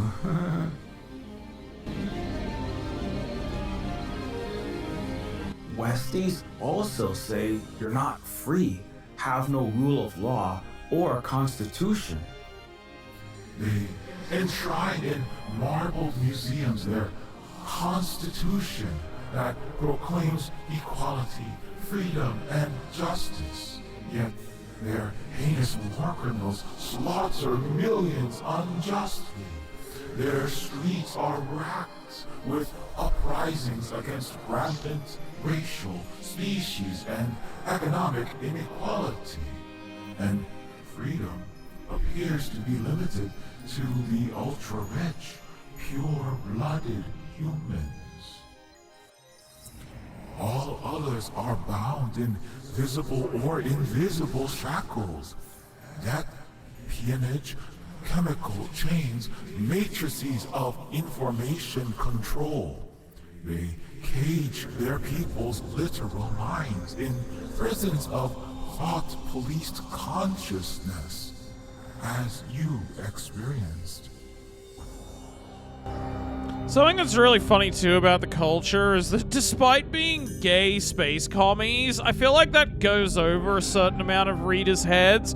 Because Elon Musk never shuts up about how cool the culture is, like the culture novels, and I'm 99% sure he's never read any of them, and he's just read Wikipedia summaries, because he doesn't seem to realize how much he's, like, talking about, like, how great gay space communism is. It's very funny to me. That he constantly talks them up, because it's like, dude, it's like, it's your worst nightmare. It's the thing you won't stop talking that is like about destroying America. The threat of gay space communism. What are your values, then? Unlike these spirit-poisoned humans, we, the Nuora and Galactic Silk Road member worlds, follow the codes and virtues which we preach. To liberate all beings from poverty, hunger, homelessness, sickness, illiteracy. To prevent ethnic, religious, and interspecies strife. To value life, all life, no matter the weft and warp of its genetic digital strands. So what's the plan now? Oh yeah, let's find out. At the fringes of our territory, there is a T-Rala, a spore colony of utopian humans. Spore colony? I don't think the meaty organics work like fungus. Let me consult the universal translator. Yes, settler colony is a more accurate term, akin to the Earthlings' Milky Americans, who arrived with stolen slaves on Oh the God, New we've got World space and Israelis! eradicated indigenous populations. Yeah, that sounds familiar. The Eutropians in this region have also been propping up and arming a violent, extremist puppet regime on our border in a country called Ugoria. A genocidal war has broken out in Ugoria, with ethnic minorities being targeted. We have decided that military interventions are necessary and are supporting our relatives there against this fascist imperial violence. However, we wish to minimize casualties and end this conflict as quickly as possible, which is where you enter the picture. We were hoping you might assist us in dealing with this threat. Okay, count me in. Well, I mean, like Fuck I yeah.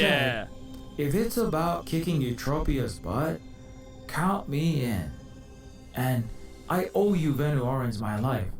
I would have died, being chopped up into spare parts by Omnicorp, melted down into McFly Model 86 carburetors if it wasn't for you and Liv.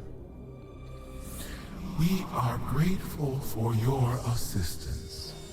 Peace Officer Kailatu will lead the way. My heart resonate with the honor, High Steward. Yes, we trust, Kailatu, that you will adhere closely to the code in this healing process. Like the mantle hugs the core.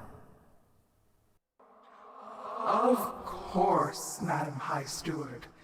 Like the mantle hugs the core. All right, young ones. It is time for us to go. What was that last bit about? Yeah. Yeah, that was a little It ominous. is of no concern. I don't know what that was. Do not trouble the waters of your Like the mind, mantle young hugs ones. the core? Let us depart.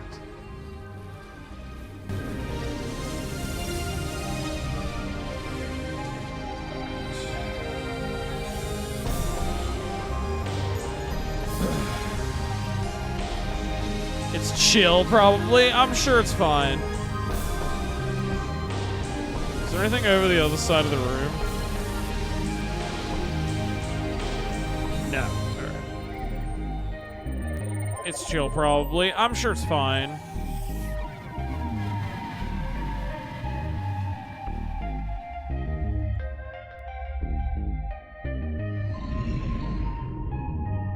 Oh, there it is. Shock, think of it this way. If the Venurans want a reason to justify doing this, they don't have to quote goodness. They could just say the best way to fight entropy and ensure well bound. I mean, also, I think you can... Like, I feel like that's undermining what they're trying to do.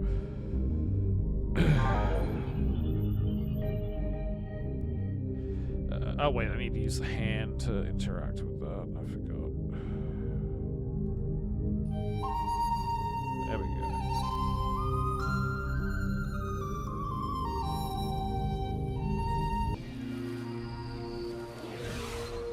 Next stop, Ugoria. Buckle up.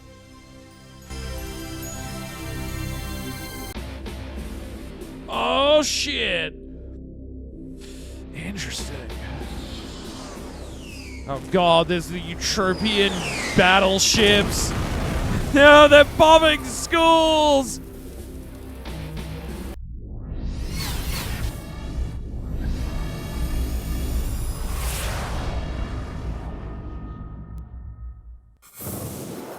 I like the whale ship.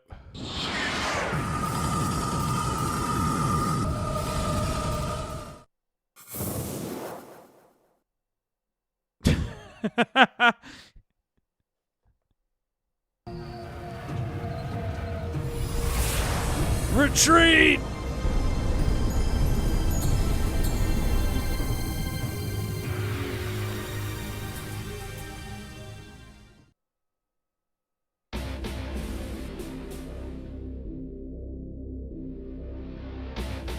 Oh man, this is bad.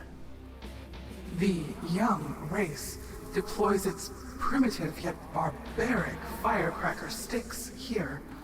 Our peace officers of the Cosmic Tree hold the Star-Spangled Romans at bay, but we wish to end the needless violence and trauma as quickly as possible. Stromo, can you hear me? Loud and clear, Lith. The uplink's working fine. We need you to get behind enemy lines. Your soldier model is still used by Eutropia, so you should be able to infiltrate without drawing much attention. I'm guessing I can't just waltz on into that no man's land, though. Indeed, you must tread carefully over the unhealed one's path of cinder and ash. Just try not to get myself shot or blown up. Got it.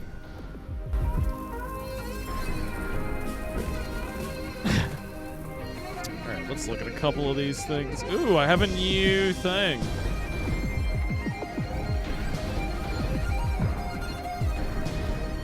Kalatu is a very high branch of the Cosmic Tree and functions as our go-between. Ooh, okay, cool.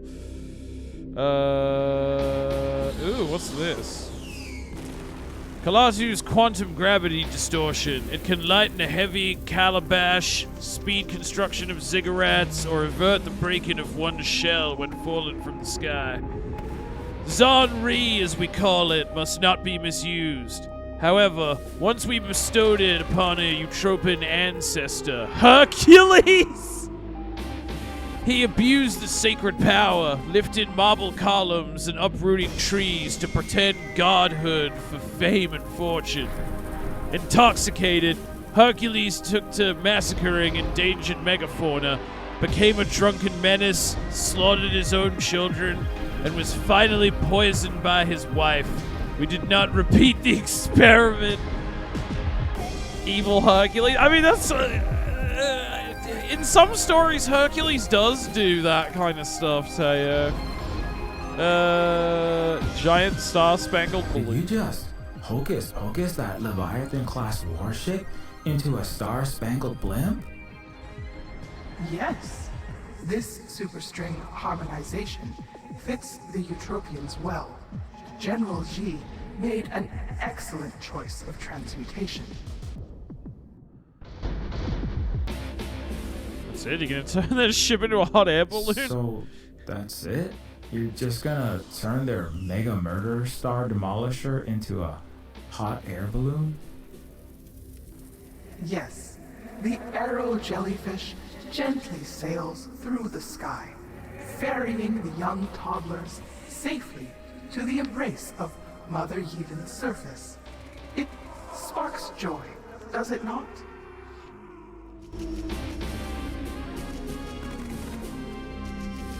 What? Bring them safely to ground? These filthy, Gates-damn Eutropians just bombed half a city to smithereens. They killed thousands of innocent people. Every one of them deserves to be blown to pieces themselves. Their armada flees, knowing they are outmatched. They have learned their lesson. Is this not enough? Yes, it was a terrible shattering of our relatives, surely, but we are peace officers of the Cosmic Tree, not stormtroopers of the Star-Spangled Roman Empire. We know many of them pick up swords because their broken rulers do not pay them enough to tend their own garden with plowshares. If we show them mercy and care, as we did you, many will choose to walk the path of healing and join the Galactic Silk Road. I mean, I guess you're right, but still, they've killed your people, stolen your land, ruined your environment, and call you the violent aggressors. How can you have such patience and self-control? If you attacked Eutropia, they'd immediately hit you back 10 times harder. When your civilization has lapped time's spiral long enough to watch millions of people sprout and wither, to see suns live and die, to visit the beating heart of our supermassive galactic mother, to be reborn from her womb in a pale fountain, you will understand. It gives mad Cruelty Squad vibes for real, though, at least some of the lines. I mean, Cruelty Squad is also another game that sort of, like, you know, explores a lot of themes and ideas related to critiquing capitalism, but from, you know, extreme, exaggerated sci-fi kind of perspective, so that makes sense. I could see how you could draw that comparison. Also, I guess this Cruelty Squad looks very different to Neofeud, but both of them have an unconventional art style. So I can see the connection. I mean, also the sentences and structure as well. Really, that's interesting. Admittedly, I've never played Cruelty Squad. I just, you know, it's a pretty well-known game at this point. I might stream it eventually, I guess. But like, it's well-known enough now that I'm able to like be somewhat familiar with it just from cultural osmosis without having played it. It's great. I mean, I'm not a big, like, immersive sim shooter fan, but I'm doing Half-Life now. I know Olivia wants to, like, play Cruelty Squad at some point,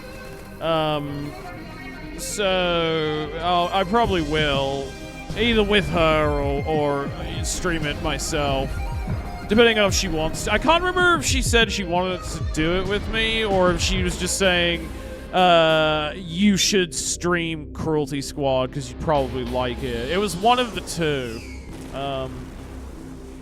But yeah, I'll do it at some point because I am very interested in like the themes that the game deals with. You'll get one follower for sure. I mean, I'm sure I'll get called Cruelty Squad. At least if he's still around. Does he follow everyone who plays the game? Why did you make their air squid or parade float thingy so, patriotic? Is it a joke or something? We ensconce the Star-Spangled Roman in red, white, and blue, emblazoned their air meduse with their legion's eagle and centurion helmet to comfort them. They are an exceptionally prideful culture, the Eutropians, and being militarily beaten by us savage insects has severely bruised their egos.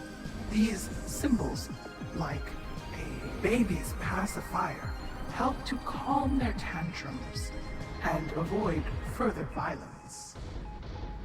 As a 5-year-old, I know I can't question your strategies, Peace Officer Kailatu, but as a former stormtrooper, I gotta go on record saying those goons do not deserve coddling.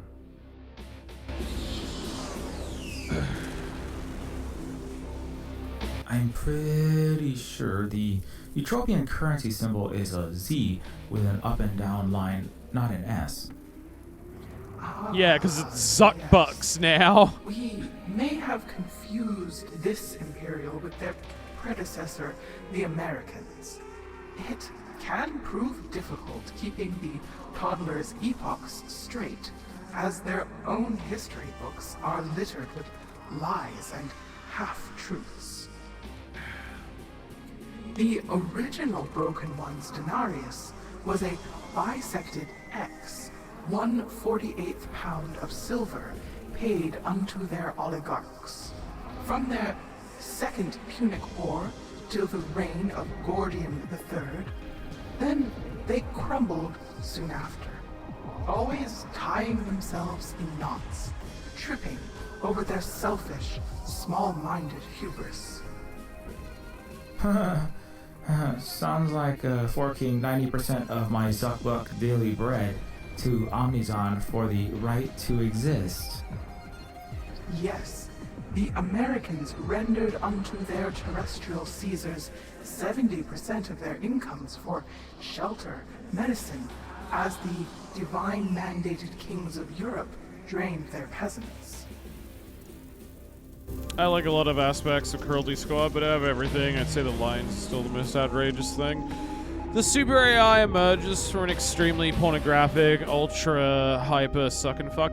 I mean, I think that's just like a style of sort of sci-fi like writing, Deathmall. Like, it reminds me of Neil Stevenson in terms of its like information density and kind of self-aware tone. I've heard Cruelty Squad is a really difficult game. That's the other thing that's put me off it, Teo. I'm not that great at shooters. Oh, God. Alright, let me make a save here, though. Alright, what should we name this save?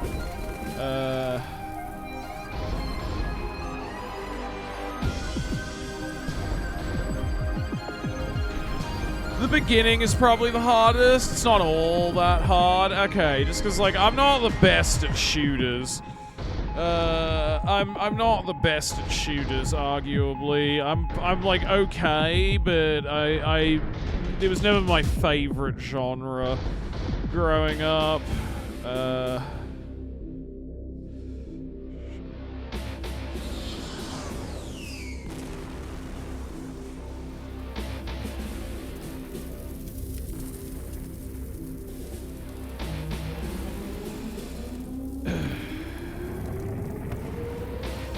Alright, there we go. Alright, I might end stream here for today, though, because I've been live for 5 hours, and it's getting late. But as always, I fucking love playing Neofeud 2. Let me find someone to raid, and then I'll end stream. But thanks for hanging out, everybody. Thank you for the raid as well, Silver Spook, and for hanging around in chat for a bit while I yapped about other science fiction novels that I like. What did Neil Stevenson write? A Snow Crash, most famously, Death Mole, but also a bunch of other interesting novels.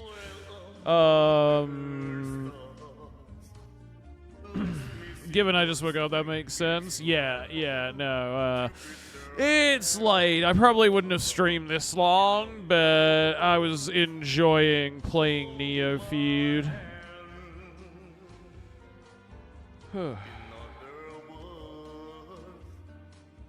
Alright, Silas is live. I'll raid Silas. Oh, nice! He's playing Fear and Hunger 2. Fear and Hunger Terminus. I would enjoy playing that on stream at some point. GG's, I'm glad I could catch a bit.